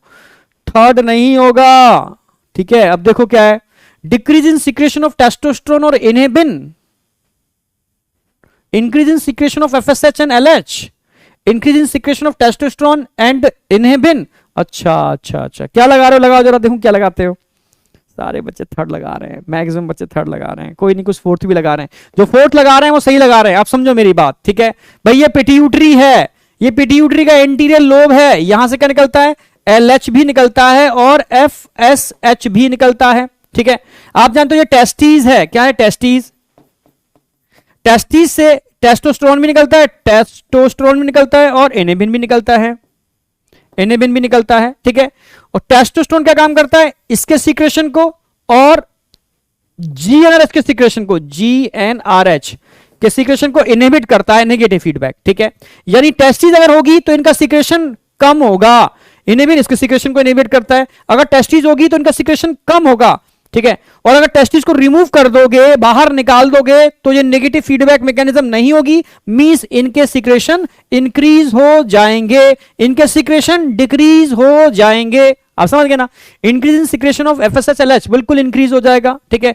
Increase in secretion of testosterone and inhibin increase नहीं होगा, इसको बाहर निकालने से डिक्रीज हो जाएगा, ठीक है। Decrease in secretion of testosterone and inhibin बिल्कुल डिक्रीज हो जाएगा, तो कौन सा आएगा, फोर्थ ऑप्शन। अच्छा क्वेश्चन था, मैक्सिमम बच्चों ने गलत भी किया, कोई नहीं। आगे, the outermost membrane surrounding the testis is, testis के सबसे आउटर लेयर कौन सी होती है, ट्यूनिका वेजिनेलिस, कहीं दे रखा है वेजिनेलिस, ट्यूनिका वेजिनेलिस, बिल्कुल सही। नेक्स्ट, अच्छा क्वेश्चन है, फटाफट बताओ, तेजी से बताओ, इसको मैं नहीं बताऊंगा, जल्दी से बताओ। ए क्या है, बी क्या है, सी क्या है, डी क्या है। Consider the following the flow, ठीक है, flow chart showing hormonal control of the male reproductive system at the age of puberty, ठीक है। जरा बताओ फटाफट तेजी से। ए क्या है, हाइपोथैलेमस से पिट्यूटरी कंट्रोल करने के लिए GnRH, ठीक है। एंट्री पिट्यूटरी से सर्टोली सेल को कंट्रोल कौन करता है, FSH। लिटी सेल कंट्रोल कौन करता है, ल्यूटिनाइजिंग हार्मोन LH। तब लिटी सेल क्या निकालती है, टेस्टोस्टेरोन यानी एंड्रोजन। मैच करो फटाफट, मैच करो। A GnRH, ठीक है। B FSH गलत हो गया, फर्स्ट वाला गलत हो गया। आगे देखो, A गोनाडोट्रोफिन, LH FSH को गोनाडोट्रोफिन बोलते हैं, गलत हो गया। गोनाडोट्रोफिन रिलीजिंग हार्मोन होता तो सही था। D LH गलत हो गया। B FSH, C LH यही सही हो गया। D और देख लो फोर्थ B GnRH गलत हो गया। कौन सा ऑप्शन आ जाएगा यहां पर, समझ में आ गया होगा, यहां ऑप्शन आएगा बेटा, थर्ड ऑप्शन आएगा। आगे बढ़ते हैं। The common urinogenital duct of male reproductive system pass through, किस टिश्यू से पास करती है, यूरेथ्रा। यूरेथ्रा के अराउंड कौन से टिश्यू होते हैं, स्पॉन्जियोसम, कहीं दिख रहा है स्पॉन्जियोसम, स्पॉन्जियोसम। तो स्पॉन्जियोसम, कॉर्पस स्पॉन्जियोसम, ध्यान रखना है, कॉर्पस स्पॉन्जियोसम के अराउंड यूरेथ्रा होती है, ठीक है, याद हो गया होगा। आगे बढ़ते हैं। अच्छा थोड़ा मैच करो फटाफट, ठीक है। प्रोस्टेट ग्लैंड, क्या क्या होता है प्रोस्टेट ग्लैंड में, ठीक है। फिब्रिनोलेसिन होते हैं प्रोस्टेट ग्लैंड के अंदर, ठीक है, फिब्रिनोलेसिन होते हैं।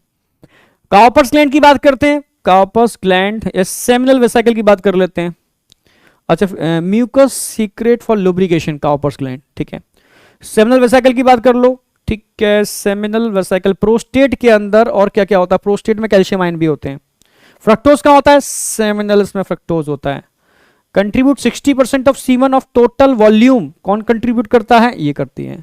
तो आप मैच कर लो, कौन सी मैचिंग बेटर हो सकती है, ठीक है, इसको मैच करना होगा आपको। भाई एक का सेकंड भी है, एक का फोर्थ भी है, एक का फोर्थ नहीं है, सेकंड है, फोर्थ और ये दे रखे हैं, ठीक है, दोनों में दे रखे हैं, तीनों में दे रखे हैं। अभी ये देख लो B Cowper's gland, Cowper's gland का एक ही है, एक वाला सेलेक्ट करना पड़ेगा। फर्स्ट किस में आ रहा है, फर्स्ट इसमें आ रहा है, आ गया, थर्ड वाला ऑप्शन आ गया, और किसी में नहीं आ रहा। बी का ओनली फर्स्ट है, ठीक है, तो बी का ओनली फर्स्ट कौन सा है, समझ में आ गया होगा आपको। चलो, ड्यूरिंग, ठीक है, फॉरेंसिक टेस्ट ऑफ रेप, आ गया लो रेप पर, ठीक है।